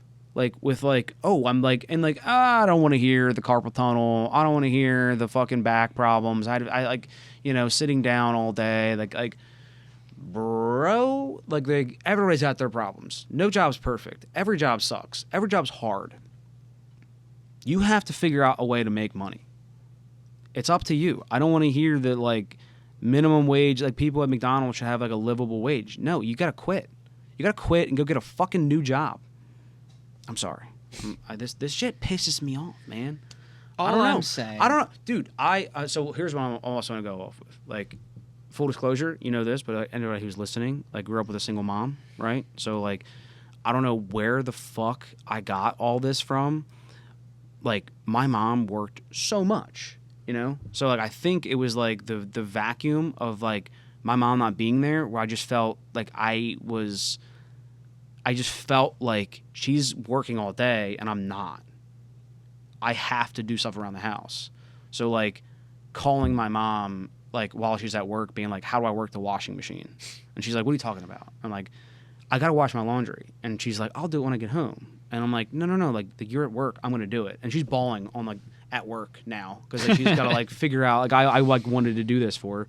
So, like, there's, like, those things. And, like, running the vacuum. Her being like, oh, shit. Like, you ran the vacuum. Like, those, like, just doing the right goddamn thing. You know? And, like, where a lot of this stuff of, like, you can have a single parent and it can go really, really wrong. But, like, I think for me, like, the only thing I can attribute it to, like, why I'm so push is that I'm terrified of, like, financial hardship that my mom went through. Mm-hmm. You know? Like ever feeling like the rug could be pulled out. Yeah. So, like, you gotta always be up. You gotta be up. You gotta go. You gotta be up, you know? And if you're not going up, I mean, and I'm not like some, like, you know, tycoon, but, like, I'm just saying, like, I've always been terrified of, like, not being able to have money in life. And so much so that I just left the career that I wanted to have to go find more money, you know, and you did as well eventually, you know? Yeah.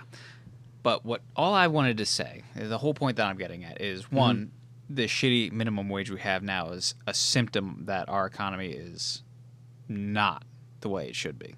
Sure. It's fucked. Yeah. Like, what I would like to see, ideally, is a return to the form of the 1950s and 60s, where this country was the most prosperous goddamn place the world had ever seen in history.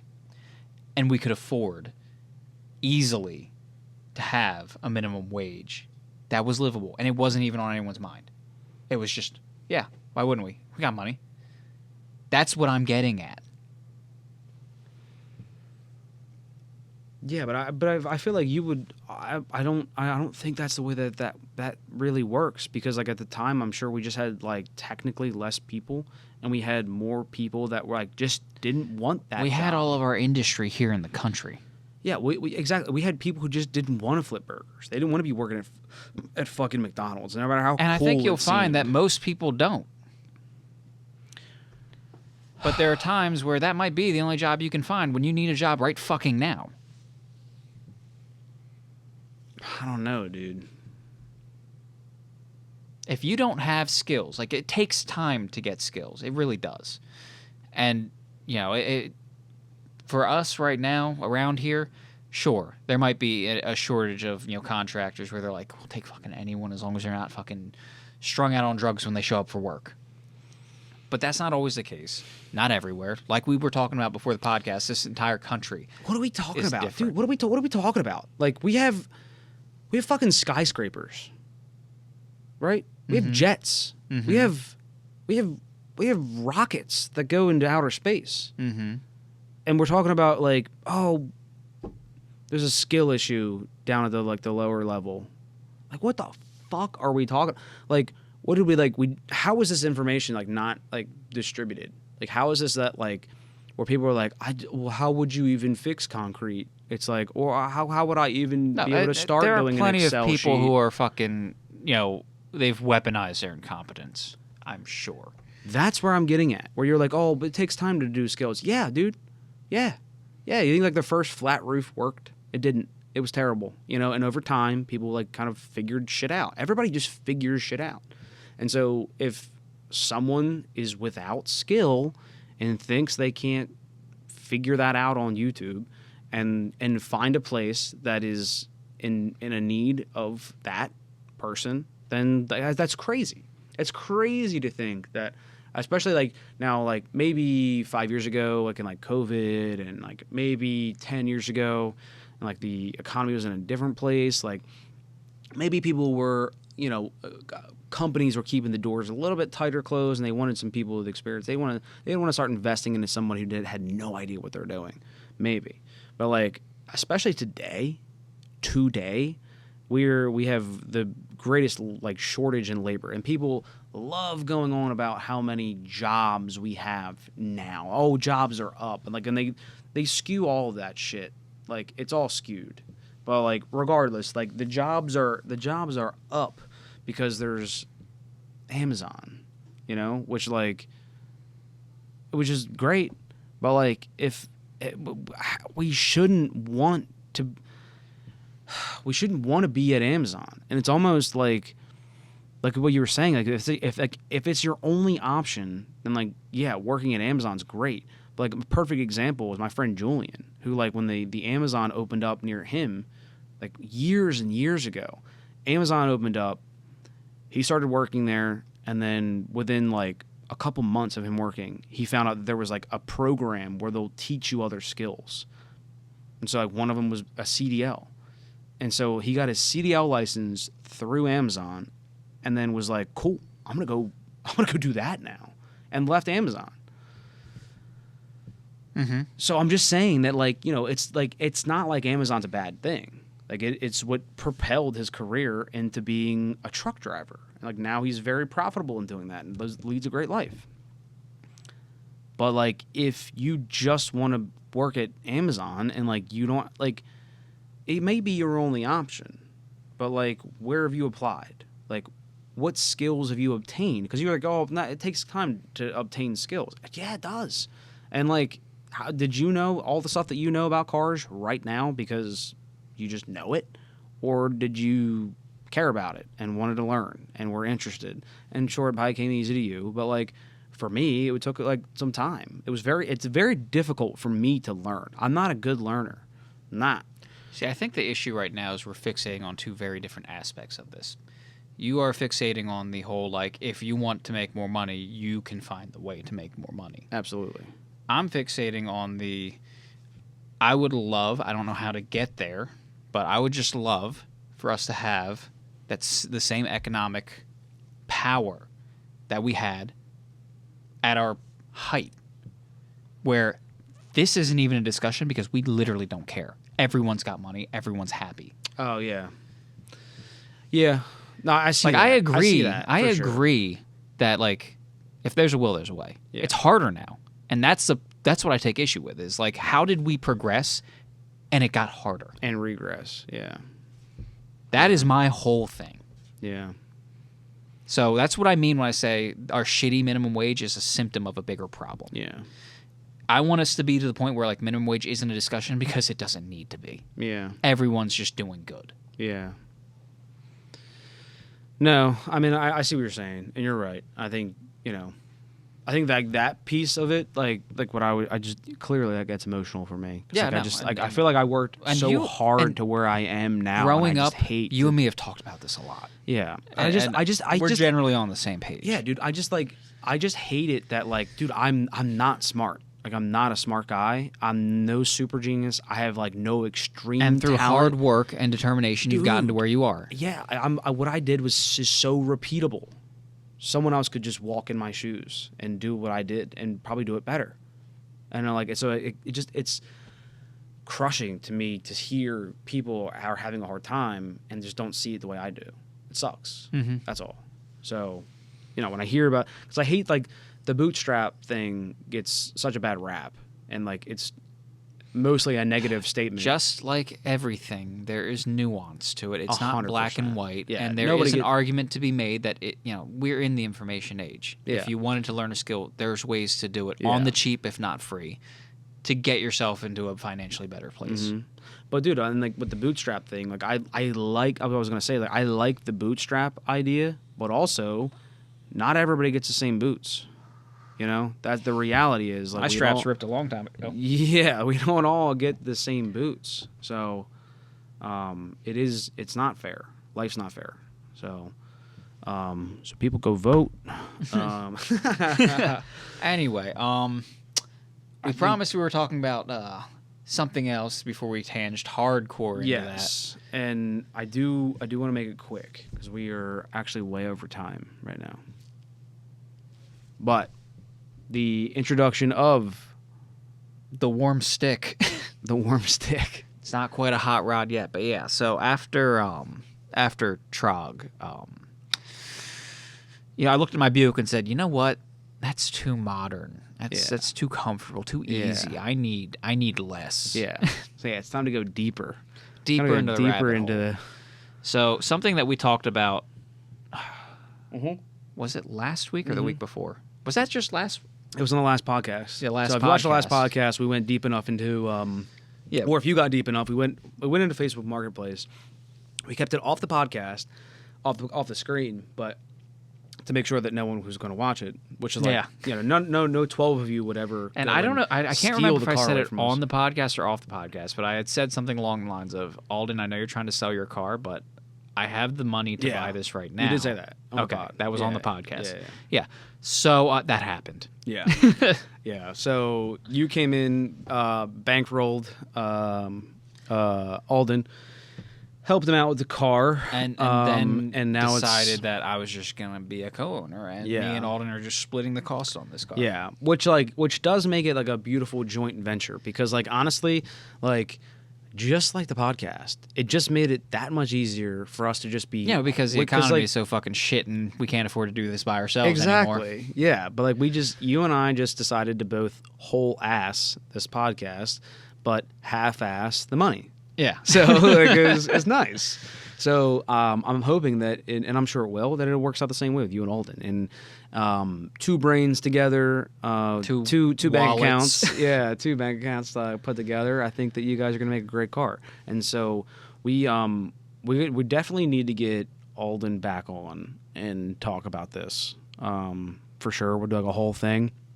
You guys need to get a little bit deeper into it. Yeah, I feel like we're going to need we haven't started much just because it's like, okay, where do we start? Well, let's try to fix this. All right, we're missing parts for that. Okay. Yeah, I feel like we're going to need like a 6-week update. We'll see like when you guys hit a milestone. Dude, I'm hoping after this next shipment of parts come in, the thing will at least be showing signs of life running. And if we can fashion a gas tank of some sort. Yeah. Or even just like a jug with a hose in it. Yeah. Because it's a gravity feed system. It should be real simple. Be fine. Yeah. As long as there's gas in it. Hopefully it'll be driving very soon. That's still like just scratching the surface of everything this car needs. Because basically what we bought was a good chassis, mostly good chassis. There's some rust that needs to be handled. but they're replaceable parts. It's not like Yeah. part of the frame itself. So 1929 Model A, well, 1931 body chassis and 31 chassis. Yeah, 1931 chassis, brand new tires and good wheels and all that. Supposedly good engine. It's not running currently, so we'll find out. Yeah. Brand new clutch on it. Yeah. New clutch and flywheel. Good transmission rear end. Again, supposedly we'll find out once it's running. With a 1929 body slapped on it. It's held together with a couple of bolts, zip screws, and baling wire. So a lot of work there. Yeah. So, but I mean, you guys literally have like the meat and potatoes of of making this car a we real have truck enough car. of a skeleton to build off Yeah. of. Hell yeah. Yeah. And unlike Alden's last hot rod venture, where he bought a 1928 Chrysler, we can actually find parts for this car. Yeah.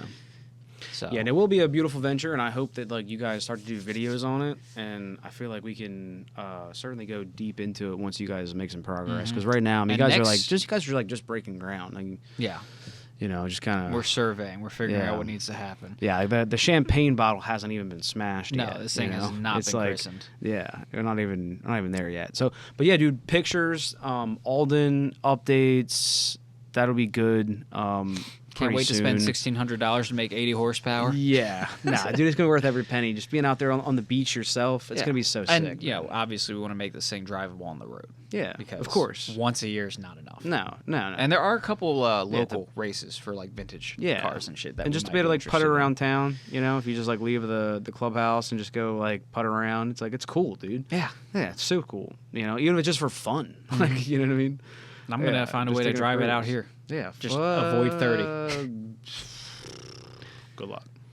But yeah, you could do it. You totally can. The math is there, but you're gonna cause quite the traffic jam. They're like, "What the fuck is this? A horse and buggy in front of us? What the fuck's going on?" They just see a fucking Model A. Like, what the rusty hell, as dude? fuck Model A. Yeah. Well, I mean, we already caused a traffic jam when we went down to Trog doing like 55 and a 65. Oh, brother, that's not even the same traffic jam. Don't you dare. You're gonna be doing like 25 and like No. 30. If we get this thing built up with the parts list that I've compiled, it should be able to do 60, no problem. Straight. Yeah, no Straight line. problem. No. She's good. Probably. There's no shocks on the car. Ladies and gentlemen, we thank you so much for watching the Leave It Running podcast. We'll be back with more updates from that because that sounds ridiculous. Probably won't happen. Adrian's going to flip a Model T soon. Model A. So, a Model A soon. So, stay tuned for more of that. If you made it this far, please, as always, like, comment, subscribe. This has been awesome. Please go vote.